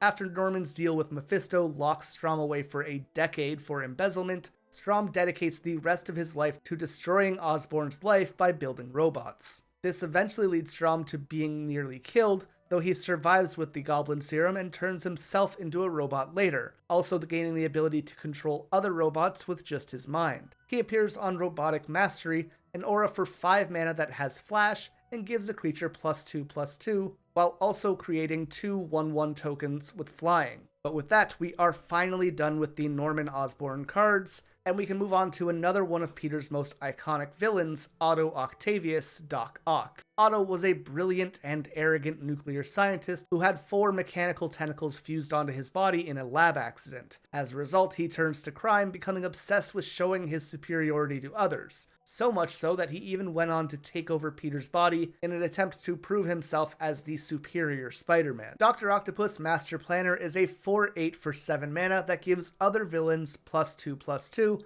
and raises your max hand size to 8. Then, at the beginning of your end step, he will draw you up to 8 cards, all of which shows his desire for information and his never-ending supply of schemes. Even just the idea of being able to have 8 cards shows how he believes himself smarter than everyone else, as cards in hand in Magic tends to represent your knowledge. He also appears on the reskin of Lorthos the Tidemaster as Doc Ock Armed and Dangerous, as well as the new art for Counterspell, which I really like. Then we have Doc Ock Evil Inventor. This is one of his 2 cards for the art spread, and is an 8/8 for 5, a blue and a black, that turns your non-creature artifacts into an 8/8 artifact creature at the start of combat, leaning into Otto's ability to create powerful machines such as the other art spread card, Grasping Tentacles. This is a sorcery for 1, a blue and a black, that makes an opponent mill 8 cards, and then allows you to steal an artifact from the player's graveyard and put it onto your field. These tentacles also appear on Doc Ock's Tentacles, a 1-mana equipment that gives +4/+4 and can automatically attach to any creature that you put onto the field with a mana value of 5 or more. Otto's other tech includes Flying Octobots, a 2-mana 1/1 with flying that gets a +1/+1 counter on each of your turns if you put a villain onto your field. And of course he has henchmen as well, Doc Ock's Henchmen being a 2/1 with flash for 3 mana that can connive whenever they attack. Otto also appears on Risky Research, a 3-mana sorcery that lets you surveil 2, draw 2, and lose 2 life, and Villainous Wrath, a 5-mana sorcery that makes an opponent lose life equal to the number of creatures they control before destroying all creatures, effectively allowing another player to build up an advantage that you can use against them before taking everything away. Otto also made his way onto one of the new arts for Soul Ring as well. But Otto also has one other major role as well. He is the founder of the Sinister Six. After Spider-Man beats him several times in a row, Otto reaches out to the Vulture, Electro, Kraven, Mysterio, and Sandman to form a group which they could take him on together with. This group has changed several times over the years, both in number and in roster, but the general idea always remains the same. Fitting to this, we have Doc Ock Sinister Scientist, a 4/5 for 5, who becomes an 8/8 if you have at least 8 cards in your graveyard. On top of that, if you control another villain, Doc Ock gains hexproof, literally using the other villains as shields as he waits for his chance to strike against Spider-Man. Now, speaking of the Sinister Six, we have Behold the Sinister Six, a 7-mana sorcery that returns 6 creatures with different names from your graveyard to the battlefield. And while I do love this art of all of them in Spider-Man's eye, like this had to be a 6-mana card, right? It's in the name. The group mostly appears on the new art for Hex as well. However, this is the second iteration of the Sinister Six, in which Kraven has been swapped out for Hobgoblin. We can also see the group's layer on Sinister Hideout, which taps for either a black or a blue, and lets you surveil for 4. Doc Ock was eventually killed by Kane, and his daughter, Carolyn Traynor, took up the mantle, becoming Lady Octopus, getting 4 tentacles similar to his, but also adding in a force field which protected her. Lady Octopus Inspired Inventor is a 0/2 for a blue that can add an Ingenuity counter onto herself whenever you draw your first or second card each turn. You can also tap her to cast an artifact from your hand with costs equal or less than the number of Ingenuity counters on her for free. On the topic of Doc Ock, we also have a one-time villain who eventually became a hero, who uses a modified set of Doc Ock's arms to fight crime in a Spidey suit. This is Ollie Oslick, who later becomes the Steel Spider, and he can be seen on Amateur Hero. This is a 3-mana 3/3 that gives you 2 life when it enters, which is in line with his desire to help people. But that brings us to Maxwell Dillon, an electrical engineer who was struck by lightning while working on a power line, mutating his nervous system and effectively turning him into a living electrical capacitor.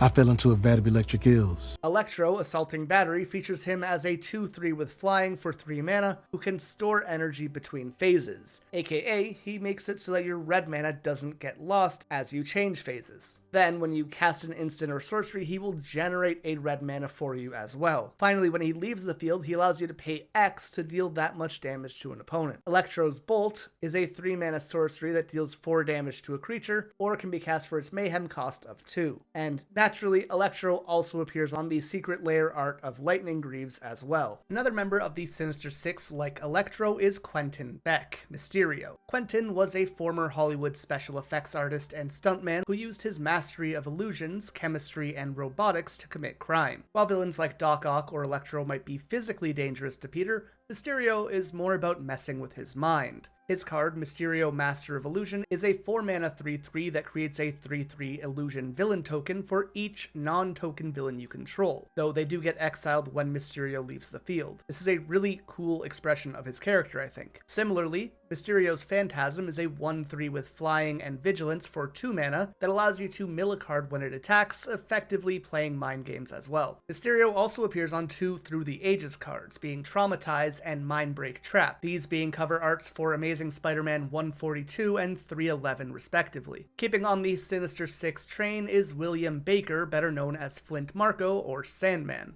The origins of his powers differ from story to story, but typically it's some kind of radiation experiment that gave him the ability to become and manipulate sand freely. Sandman, Shifting Scoundrel, is a 3 mana creature with power and toughness equal to the number of lands you control, and who can't be blocked by creatures with 2 or less power. He also allows you to pay 5 mana to return him and a land from your graveyard to the battlefield tapped.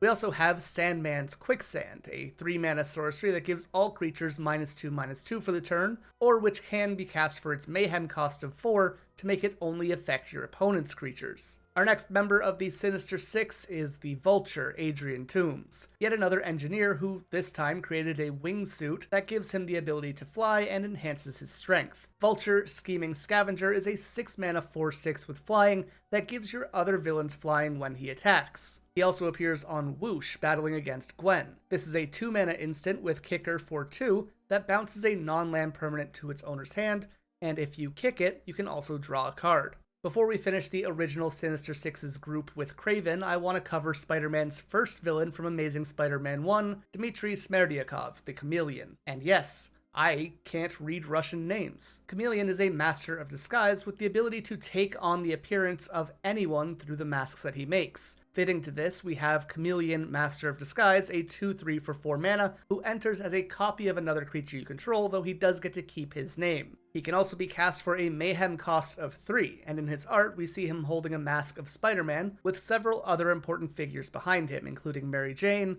Hobgoblin, J. Jonah Jameson, Doc Ock, Vulture, Black Cat, Green Goblin, the Lizard, Electro, and Venom. He also appears on the new art for Clever Impersonator, with several other masks behind him. The Chameleon's half-brother, Sergei Kravenov, or better known as Kraven the Hunter, was introduced in Amazing Spider-Man 15. He is a Russian aristocrat and big game hunter who prides himself on his tracking skills, as well as the ability to take on any prey. All he cares about is the ultimate hunt, but when the animal kingdom ran out of worthy targets, he had to set his sight on Spider-Man. Kraven the Hunter is a 4/3 for 3 mana with Trample. When your opponent's creature with the highest power dies, he gets a +1/+1 counter, which is super flavorful as he just wants to kill the biggest thing around him. He also appears on Kraven Proud Predator, again a 3 mana card, but this time in red and green rather than green and black. He has 4 toughness and vigilance, and his power is equal to the greatest mana among permanents you control. Kraven then appears in the new art for Hunter's Insight as well,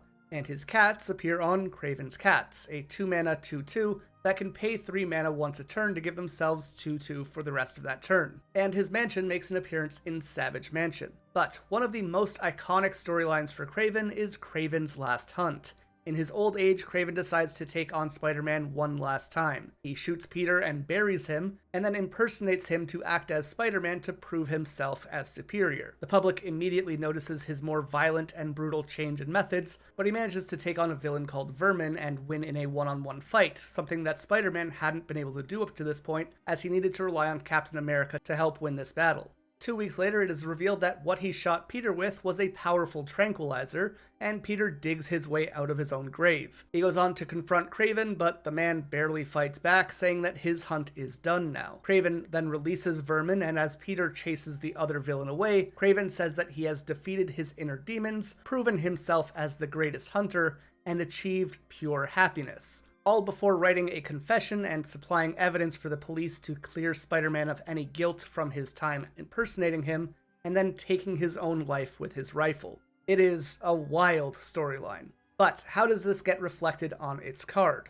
Well, Kraven's Last Hunt is a 4-mana saga with 3 chapters. First, it will mill 5 cards, and deal damage to a creature equal to the strongest power in your graveyard. AKA, you are burying Spider-Man and using his identity to take on others. In Chapter 2, you give a creature +2/+2. This is the ego boost that Kraven gets for proving that he is superior. And then in Chapter 3, you can return a creature from your graveyard to your hand. This is Peter digging himself out of his grave. This scene also makes an appearance in 2 other cards as well. Firstly, the new art for Reanimate, and second, Eerie Gravestone, a 2-mana artifact that lets you draw when it enters. You can then pay 2 and sacrifice it to mill 4 cards and return a creature from them to your hand. Speaking of tombstones, let's talk about Tombstone, Alonzo Lincoln. This is an albino man who has issues with his vocal cords that make him talk with a whisper. Both of these made him a target for bullying growing up, to the point that they even nicknamed him Tombstone because it always seemed like he was close to death. However, when he grew up, he became a hitman and mob boss, made more powerful when he is exposed to Diox 3. This gave him superhuman strength, reflexes, and durability, to the point that he can lift several tons, tank high-caliber bullets, and even survive in temperatures up to 1200 degrees or as low as -80 Fahrenheit. His card, Tombstone Career Criminal, is a 2/2 for 3 mana that gives your villains a 1-mana discount. When he enters, he also lets you return a villain from your grave to your hand. This is all more in line with his connection to the criminal underworld than it is anything to do with Tombstone's actual powers. His daughter, Janice Lincoln, also goes on to be a criminal. She was given a power suit by Baron Zemo and the Fizzer.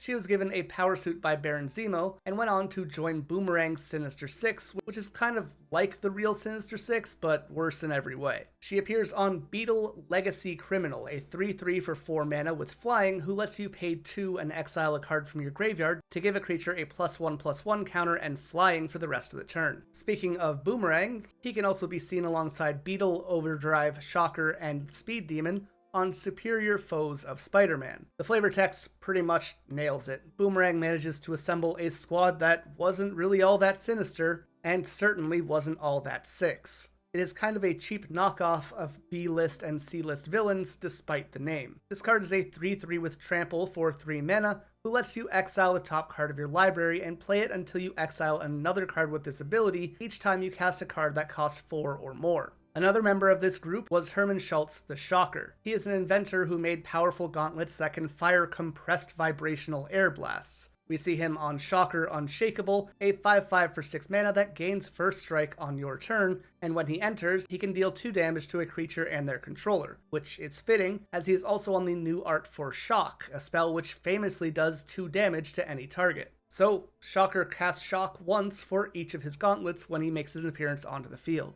Next, we have Hydro Man, Morris Bench. Spider-Man accidentally pushes him into water that had an experimental generator being lowered into it, and Morris was affected by the energy and by nearby volcanic gases. As a result, he gained the ability to produce massive quantities of water and could even become water himself. Hydro Man Fluid Felon is a 2/2 for 2, and whenever you cast a blue spell, he gets +1/+1 for that turn if he is a creature. At the beginning of your end step though, Hydro Man untaps themselves, and until your next turn becomes a land that can tap for blue mana. Another classic Spider-Man villain is Curtis Connors the Lizard. Introduced in the 6th issue of Amazing Spider-Man in 1963, Kurt Connors was a surgeon who joined the army where his right arm was caught in an explosion and needed to be amputated. When he returned home, he began to work on a serum to regenerate lost limbs, which he based largely off of reptiles, which were known to regrow limbs and tails.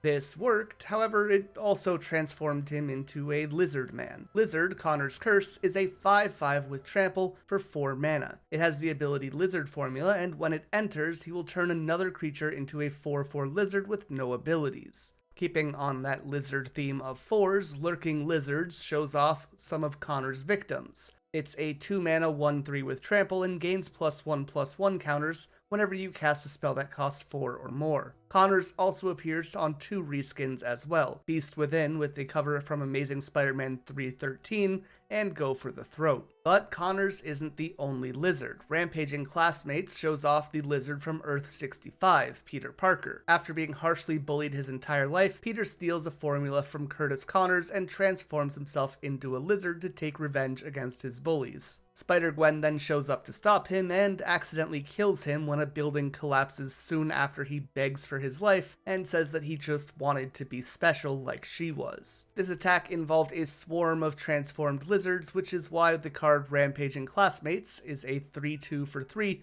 that gets +1 power for each creature that attacks with it. Following the lizards, we have Mr. Negative Martin Lee, or at least that's the name of the person that he's impersonating. He's a bit of an interesting character, as they are both a terrifying crime lord and a philanthropist who feeds the homeless of New York. Martin was experimented on with the drug D-Light by the Maggia family. This was fatal to most of the victims, but he survived and gained powers connected to Dark and Light Force, while also splitting his personality into the kind Martin Lee and the evil Mr. Negative. Lee can do a bit of shapeshifting, has enhanced strength and speed, can imbue objects with dark force, and can heal, brainwash, empower, or corrupt others just by touching them. His card is probably the one that gave me the most visceral reaction when I first saw it. A 5/5 with vigilance and lifelink for 7 mana that swaps your life total with another player, and then allows you to draw a card for each life point that you lost in doing so. I personally would trade 10 life for 10 cards, especially in colors that are known for healing anyways.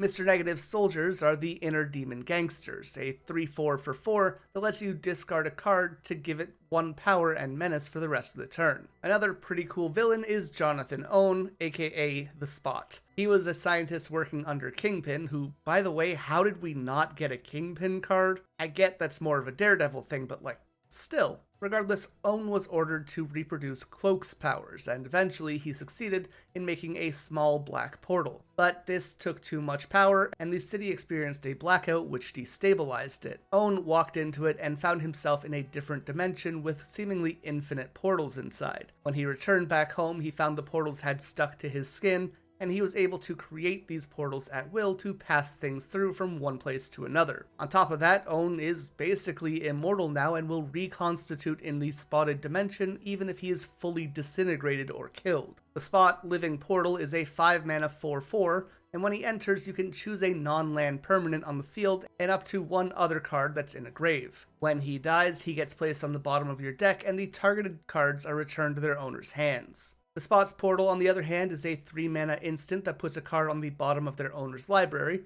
though you do need to pay 2 life if that card isn't a villain. The Spot also appears on the new art for Comeuppance, where he makes Spider-Man punch himself in the face, an image that comes from Amazing Spider-Man 589, The Return of the Spot. Now, on to a weird one, Swarm. Fritz von Meyer, a former Nazi scientist who had been studying killer bees, eventually finds a massive hive which had been bombarded by radiation after a meteor shower. These bees were made incredibly intelligent, and Fritz believed that he could use them to conquer the world. However, when he tried to control them with a psionic frequency, the bees attacked him. At the last moment, he managed to gain control of their queen using his tech, but the swarm still consumed his body. Regardless of this, even with his physical form gone, his consciousness remained in control of the insects, and it's basically just Spider-Man but with bees. Swarm, being of bees, is a 2/2 for 3 with flash and flying, who can be cast for 1 black mana as a mayhem cost. Also, shout out to the flavor text, evil never dies, it just becomes bees. Probably the goofiest part of the whole set. Fittingly, we can also see him on the new art for Feed the Swarm, which comes from the cover of Peter Parker, the Spectacular Spider-Man 36.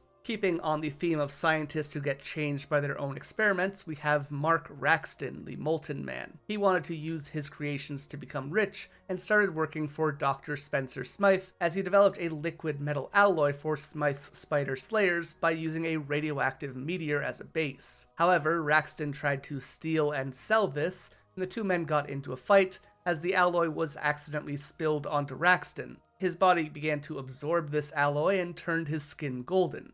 This new enhanced body could lift 40 tons, was nearly indestructible and could generate and radiate heat up to 300 degrees Fahrenheit. His card, Molten Man Inferno Incarnate, is a 0/0 for 3 that puts a basic mountain from your deck onto the battlefield tapped when he enters. Then, his power and toughness become equal to the number of mountains you control. However, when he leaves the field, you will have to sacrifice a land as well. Back to the idea of Smythe's Spider Slayers, his son, Alistair, took up the mantle of trying to kill Spider-Man and used a bionic carapace to increase his strength, speed, and durability significantly. Spider Slayer, Hatred Honed, is a 2-mana 2/1 that kills any spider that it deals damage to. He can also be exiled from the grave by paying 6 and make 2 1/1 tokens with flying. His bionic carapace also appears as a 4-mana equipment that attaches to a creature when it enters. This creature gets +2/+2 and draws a card for each modified creature you control when it hits a player. Now, on to the Prowler, a name which has been around since 1969, however that Prowler, Hobie Brown, is now called Hornet. The one being referred to in these Magic cards is Aaron Davis from the Ultimate Comics. Aaron is Miles' uncle, as well as a career criminal who serves as a thief and mercenary, often making use of grappling hooks, claws, and stealth technology. His first card, Prowler Misguided Mentor, is a 3/3 for 3 that can't be blocked by creatures with 2 or less power. He also allows you to put a +1/+1 counter on another creature you control whenever he deals combat. This is all in reference to his connection to Miles, helping him grow, despite being on opposite sides of the law. His other card, Prowler Clawed Thief, leans into the more villainous side of him. It is a 2/3 with Menace for 1, a blue and a black that connives whenever a villain enters your field. Prowler tends to be connected to several other villains, or at least is hired to work for them, so as he makes connections, he gets more resources. He also appears on the new art for Relentless Assault, where he is fighting against Miles. Speaking of Relentless, our next villain is the Rhino, Alexei Sistovich. Alexei was a member of the Russian mob who went through chemical and radiation treatment for months to gain superhuman strength. He was given a suit in the form of a rhino by scientists named Georgy and Igor, who believed that he was dumb enough that he could be easily manipulated. Rhino Barreling Brute is a 6/7 with Vigilance, Trample, and Haste for 7 mana, and whenever he attacks, you can draw a card if you cast a spell that costs 4 or more that turn. We also have Rhino's Rampage, a sorcery for 1 mana that gives one of your creatures 1 power and then makes it fight an opponent's creature. If there's any excess damage, you can then destroy a non-creature artifact that costs 3 or less. On top of that, Rhino can also be seen breaking out of the Raft Prison on Prison Break, with Electro, Tombstone, and several other villains behind him. This is a 5-mana sorcery that brings a creature back from the graveyard onto the battlefield with a +1/+1 counter on it. It can also be cast for a Mayhem cost of 4. Yet another animal-inspired villain is Mac Gargan, the Scorpion. Mac was hired by J. Jonah Jameson to find out how Peter managed to take such great photos of Spider-Man so consistently. However, when the Spider Sense made this difficult, Jameson doubled down and invested $10,000 to have Dr. Farley Stillwell perform an experiment on Gargan to give him animal mutations. In this case, making him part Scorpion, however, it did make him go insane in the process. And shout out to 1964, where $10,000 was a reasonable amount of money for sci-fi experimentation. Inflation just went crazy. To learn more about this, look up Spider-Man inflation. Anyways, Scorpion Seething Striker is a 4-mana 3/3 with Death Touch, who lets one of your creatures connive at the end step if another creature died that turn. He also appears on Scorpion Sting, a 2-mana instant that gives a creature -3/-3 until the end of that turn. Another old school set of villains are the Enforcers, Montana, Fancy, Dan, and Ox. And they are just kinda normal guys for the most part. While many of Spider-Man's villains have stood the test of time, these guys have really not, in my opinion. Merciless Enforcers is a 2-mana 2/1 with lifelink that lets you pay 4 and deal 1 damage to each opponent. And while we're here, we might as well look through some of the other mobster cards. Firstly, Mob Lookout, a 0/3 for 2 mana that lets a creature you control connive when it enters. These guys work for Hammerhead, another character who doesn't make an appearance in this set, which is kind of surprising. Then we have Mechanical Mobster, a 2/1 for 3, who exiles a card in a graveyard when it enters, and lets a creature you control connive, which seems to be the mob theme for this set. This card's art shows off Silvermane, who is Silvio Manfredi, a Magia crime boss who turned himself into a cyborg, onto a villain who is less mechanical and more monstrous, Michael Morbius. Morbius was a biochemist who tried to cure his rare blood disease using vampire bat DNA, but this backfired and transformed him into a vampire-like monster who craves blood. Morbius, the living vampire, is a 3/1 with flying, vigilance, and lifelink for 4 mana. You can pay 2 and exile him from your grave to look at the top 3 cards of your deck, add one of them to your hand, and put the others on the bottom. Our next villain is Vincent Stegron, aka Stegron the Dinosaur Man. Vincent worked as an assistant for Dr. Connors under S.H.I.E.L.D. He became obsessed with the lizard experiments and essentially took a similar serum with Stegosaurus DNA, which turned him into a dinosaur man. His card is a 5/4 for 5 mana with Menace, and can use Dinosaur Formula for 2 mana, which has you discard a card to turn another creature into a dinosaur and give it +3/+1 for the turn. This is extremely similar to the Lizard Formula ability that the Lizard had, which is kind of cool. Now, let's return to one of the classics, this time from Amazing Spider-Man number 8, in 1963. The Living Brain was a robot created by Dr. Petty who could solve any problem. Hearing what this was capable of, the men who were hired to move it tried to steal it. However, a fight broke out and the Living Brain malfunctioned and went on a rampage. Living Brain Mechanical Marvel is a 4 mana 3/3 that turns a non-equipment artifact you control into a 3/3 artifact creature until the end of the turn. This artifact creature will also untap itself at the start of your combat. Our final villain is Spider-Queen, Adriana Soria, who gained spider powers in World War II and eventually learned to control insects and even other people with spider powers. As such, in the 2011 Spider Island storyline, she turned thousands of New Yorkers into spider people to extend her control. Peter managed to resist her and take her out, proving himself to be the true Spider King, ending her control and curing the city. While Spider-Queen doesn't get a card herself, her Spider Islanders do, this being a 4 mana 4/3 with a mayhem cost of 2. With that, we can get to our last group of major characters, being the symbiote-related cards. Symbiotes are a species created by an ancient being called Null, who were sent across the universe to conquer and dominate the light. However, while other symbiotes tried to dominate their hosts, Venom wanted to protect and empower theirs, and we can see this in the card Alien Symbiosis, a 2 mana enchantment aura that gives its target +1/+1 menace and the symbiote creature type. And just like symbiotes can find a new host when their current one dies, by discarding a card you can recast Alien Symbiote from the graveyard. Now, this strange trait of Venom's to actually care for its host made the other symbiotes lock it away to avoid it contaminating others. But Venom's prison would later become part of Battleworld, and this is where it first encountered Spider-Man. Here the two bonded together, and Venom imprinted Peter's DNA onto itself, allowing it to become web-like and sticky to be better used by its new host. The symbiote naturally enhances the traits of whoever it's on, the powers, abilities, and even emotions.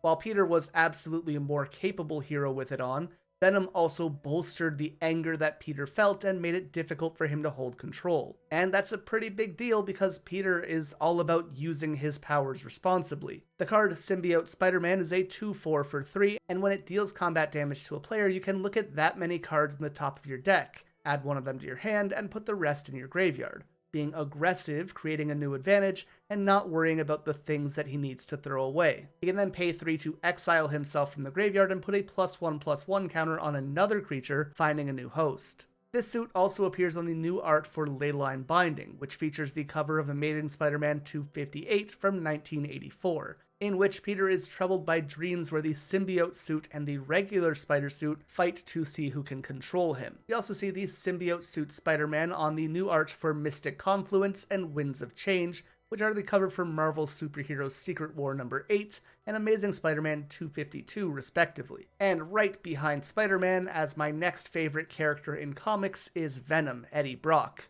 Introduced in 1986's Web of Spider-Man, Eddie Brock in many ways is a mirror to Peter. Eddie's mom died in childbirth and his father resented him as a result of that. As a teen, he stole his father's car and got drunk, and accidentally killed his neighbor's son. His father wanted to plead innocent, but Eddie refused, wanting to do the right thing and take accountability. In the end, his father would bankrupt himself trying to cover up this incident, though. Eventually, Eddie went on to work as a reporter for the Daily Globe and got an exclusive front-page interview with the villain known as Sin Eater. However, the day that the article went live, Spider-Man captured the actual Sin Eater, making Eddie look like a fool for falling for someone's trick. Eddie then doubled down, and as a result, he was fired. He ended up becoming obsessed with taking down Spider-Man, which is when the Venom symbiote found and bonded with him, and together they became the villain known as Venom, someone who had similar abilities to Spider-Man and who was immune to spider senses. Over time, Eddie turned things around and became an anti-hero, gaining the nickname the Lethal Protector, and recently he even saved the universe when Null was released and began the symbiote invasion, with Eddie becoming the God of Light, usurping the King in Black, and becoming the ruler of the symbiote hive. And we actually get to see this version of him in Venom King in Black, the new art for Skittles the Blight Dragon, from the 6th issue of the comic of the same name. Similarly, reskins of Savage Beating and Infernal Grasp show Tom DeFalco's Spider-Man vs. Venom and Amazing Spider-Man 347 respectively. And shout out to God of Light Venom having the Enigma Force just like Cosmic Spider-Man, and fusing Silver Surfer's board with Thor's hammer to make one of the most badass weapons in all of comics. But back to Magic, where Venom Eddie Brock is a 6/4 for 6 with Menace, who gets a +1/+1 counter whenever another creature dies, also drawing you a card if that creature was a villain. This is such a cool representation of his brutal form of heroism. Though admittedly, while the only villains thing is great for flavor, it does make him much less consistent in-game, as the odds of your opponents playing a villain deck aren't super high. Like Peter, Eddie also receives a double-faced card. Eddie Brock is a 3/3 for 3 that lets you revive a creature that costs 1 or less from your graveyard when it enters. And if you pay 3 and Jund, it will become Venom Lethal Protector,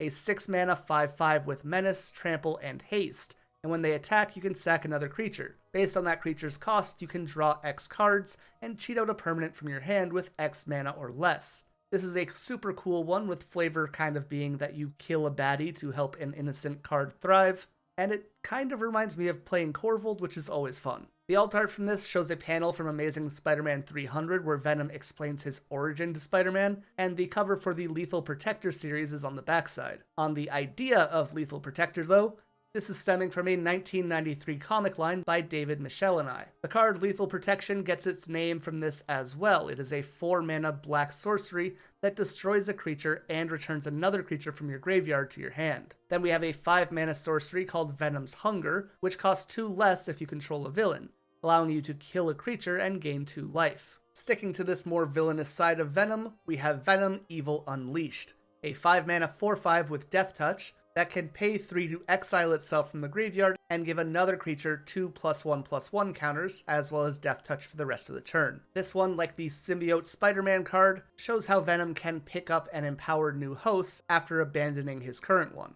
Venom also receives his own secret lair with 5 alt art cards, including Damnation, Dark Ritual, Peer into the Abyss, Surgical Extraction, and Tendrils of Agony, all of which look phenomenal. Finally, we have Venom Deadly Devourer, which is another part of the Art Spread group. This is a 4/4 for 4 with Vigilance and Menace, and for 3 mana, it can exile a card from your grave to put X +1/+1 counters on a symbiote equal to the exiled card's toughness. This one is also super cool, literally devouring things to empower the symbiote, while also referencing Venom's connection to other symbiotes.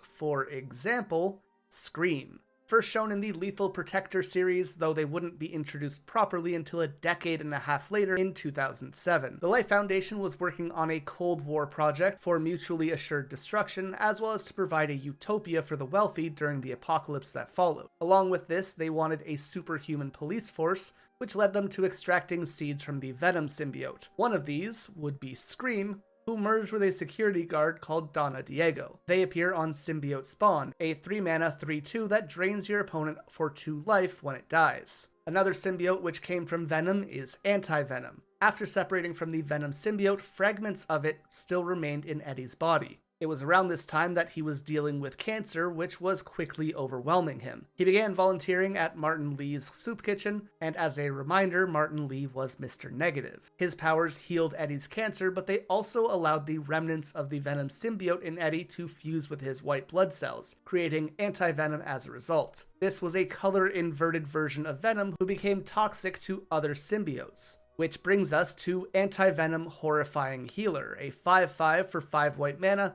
who returns the creature from the graveyard to the battlefield when cast. On top of that, Anti-Venom converts damage that it would take into +1/+1 counters. I am a huge fan of this card, it is super cool. The alt art for this card shows off Agent Anti-Venom, who is Flash Thompson, who appears on a few cards himself. Firstly, Flash Thompson Spider-Fan. This references Flash, who was one of Peter's bullies in high school, while also being a huge fan of Spider-Man, which is kind of ironic. This card is a 2-mana 2/2 with Flash, obviously, and when he enters, you can make a choice to either heckle a creature by tapping it, or worship a hero by untapping a creature. Or you can do both. Truly, he is an enigma. Later, Flash would go on to become friends with Peter when they attended the Empire State University, which we can see in University Campus. He joined the army soon after that, fell into depression and alcoholism, which was taken advantage of by Norman Osborn, and would later end up in a car crash that left him unable to move. The dude had a rough run of things. Eventually, he would be bonded to the Venom symbiote by the US government, allowing him to become Agent Venom and regain some semblance of his life again. Agent Venom is a 2/3 for 3 with Flash, because Flash. He also has Menace and lets you trade 1 life for a card draw whenever another non-token creature you control dies. Agent Venom is also a new alt art for Opposition Agent as well, in what is definitely one of the prettiest cards in the set. But the most iconic of Venom's children is obviously Carnage. First introduced in 1991, Carnage was a symbiote spawn that bonded with the serial killer Cletus Cassidy. While Venom enhanced the sometimes questionable but typically positive morality of Eddie, Carnage fueled the rage, chaos, and savagery of Cassidy. They appear in Carnage Crimson Chaos, a 4/3 with trample for 4 mana that you can cheat out with a mayhem cost of a black and a red. When Carnage enters, you can return a creature that costs 3 or less from your graveyard to the field, but you then force it to attack each opponent if possible, and make it sacrifice itself after it actually hits a player. It is a symbiote that drives people to attack and kill at all costs, even if that cost is their own life.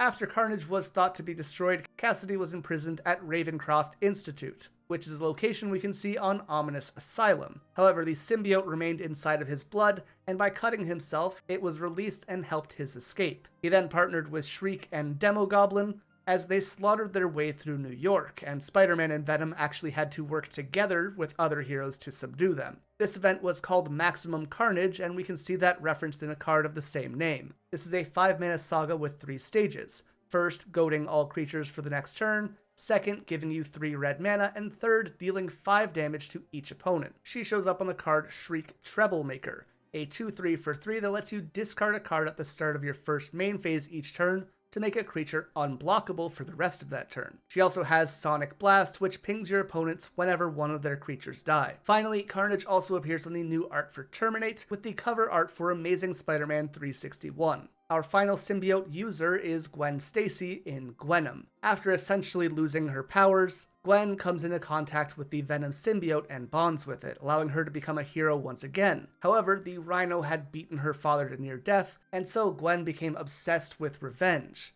But before she could kill the Rhino, the Punisher arrives and kills him first. Despite this, Gwen was still framed for the murder though. The symbiote enhances all of her negative feelings, just like it had with Peter, and she becomes overwhelmed with rage. But more importantly, look at this costume. Easily top 10 in all of Marvel. And as for the card, we have Gwenom Remorseless, a 4/4 with Death Touch and Lifelink for 5 mana. When she attacks, she allows you to look at the top card of your deck for the rest of the turn and play them using life rather than mana to pay for their cost. Okay, so I did lie a little bit. There is one more Venom user, kind of, and that's Venomized Cat, a 2/3 for 3 mana with Death Touch that lets you mill 2 when it enters. Now, while we unfortunately didn't get a card for Null, we did get Grendel, Spawn of Null. This was a gigantic symbiote dragon, who billions of years ago was sent out into the universe by Null to kill gods and devour civilizations.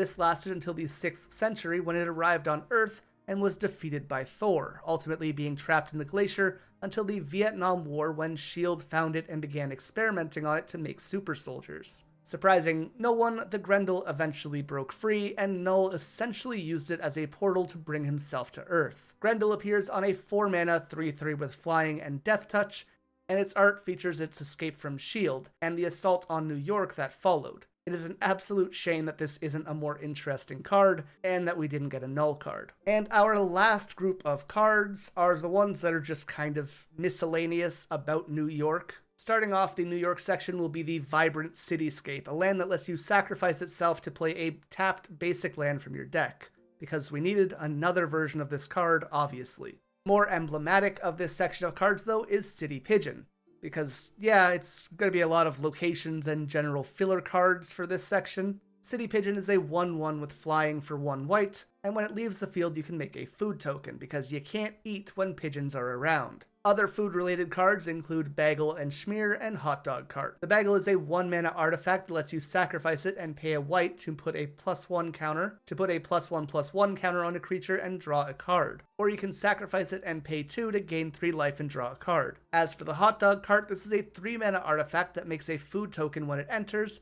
and can be tapped to add a mana of any color. Next up we have job and public-related cards. Angry Rabble is a anti-Spider-Man protest worked up by J. Jonah Jameson's propaganda. This is a 2-mana 2/2 with trample that pings each opponent for 1 damage whenever you cast a spell that costs 4 or more. It also allows you to pay 6 to put 2 +1/+1 counters on it. Conversely, we get Cheering Crowd, again being a 2-mana 2/2, this time showing people supporting Spider-Man. This card lets each player put a +1/+1 counter on it on the start of their first main phase each turn, and if they do, they get a colorless mana for each counter that's on the card. I really like that these two mirror each other, though I think this one is a lot more interesting. Then we have Peter's co-workers, the Daily Bugle Reporters, a 2/3 for 4 mana that lets you either write a puff piece that buffs up to 2 creatures with a +1/+1 counter, or do some real investigative journalism to dig up a creature card from the graveyard that costs 2 or less to return to your hand. We might as well talk about the other secret layer drop here with Daily Bugle front pages. Fact or Fiction and Frantic Search each feature Peter, and Blasphemous Act, Impact Tremors, and Scheming Symmetry each see him taking on different villains, being Green Goblin, Rhino, and Doc Ock respectively, with the last being with Miles' help. Speaking of villains, we have Damage Control Crew, who shows the people responsible for repairing the city after supervillain-related conflicts, with the man in the card even holding one of the Green Goblin's pumpkin bombs. This is a 4-mana 3/3 that lets you either repair, returning a card that costs 4 or more from your graveyard to your hand, or impound, exiling an artifact or enchantment. Professional Wrestler is another 4-mana card, this time being a 4/4 that makes a treasure token when he enters, this being the prize money that they would make for winning a fight. This card also can't be blocked by more than 1 creature, as their matches are 1v1. This is a reference to Amazing Fantasy 15, Spider-Man's first appearance, where he enters a wrestling match to win some money and test his new powers. This card even looks like the wrestler from this scene in the comics, as opposed to the depiction in the Sam Raimi movies. However, this version lacks the flavor of seeing Macho Man Randy Savage go, "You're going nowhere." Common Crook is a 2/2 for 2 that makes a treasure token when it dies, basically dropping their stolen goods when Spider-Man stops them. And then we have 4 modes of transportation in cards. Taxi Driver is a 3/1 for 2 that can tap and pay 1 mana to give another creature haste. The News Helicopter is a 3-mana 1/1 with flying that makes a 1/1 citizen token when it enters. Subway Train is a 2-mana 3/1 vehicle that lets you pay a green when it enters to add a basic land from your deck to your hand. And Passenger Ferry is a 4/3 vehicle that lets you pay a blue mana when it attacks to make a creature unblockable. On to locations. Oscorp appears on the new command tower, and you even can see the Green Goblin flying away from it on his glider. We also have a second version of Command Tower where we see Peter swinging away from a building instead. Oscorp can also be seen on Oscorp Industries, which enters tapped and can make black, red, or blue mana, and can be played from your graveyard for 2 life. And lastly, we have the Soul Stone, an infinity stone that represents life, death, and the soul that requires the sacrifice of a loved one to attain. It has the power to trap souls in a pocket dimension called the Soul World. In Magic, the Soul Stone is an indestructible artifact for 2 mana that taps for a black. You can also pay 7 and tap it to exile a creature and gain access to its Infinity ability, meaning at the start of your upkeep, you can return a creature from your graveyard to the battlefield. This actually is the second Infinity Stone in the set that we've seen in Magic, with the first one coming out all the way back in Weatherlight. And it's been used quite a bit since then. I don't know why people aren't talking about it, but that, of course, is the Mind Stone, and you probably have it in a bunch of your decks without even realizing it. But with that, we have gone over every card and character in the set and explained who they are and where they come from. This was a massive video, so I hope you all enjoyed. Please subscribe and leave a like if you did, and if you want to see a similar video, you can check out the one where I did the same thing for all of the Final Fantasy cards. With that said, thank you all so much for watching, and I will see you in the next one.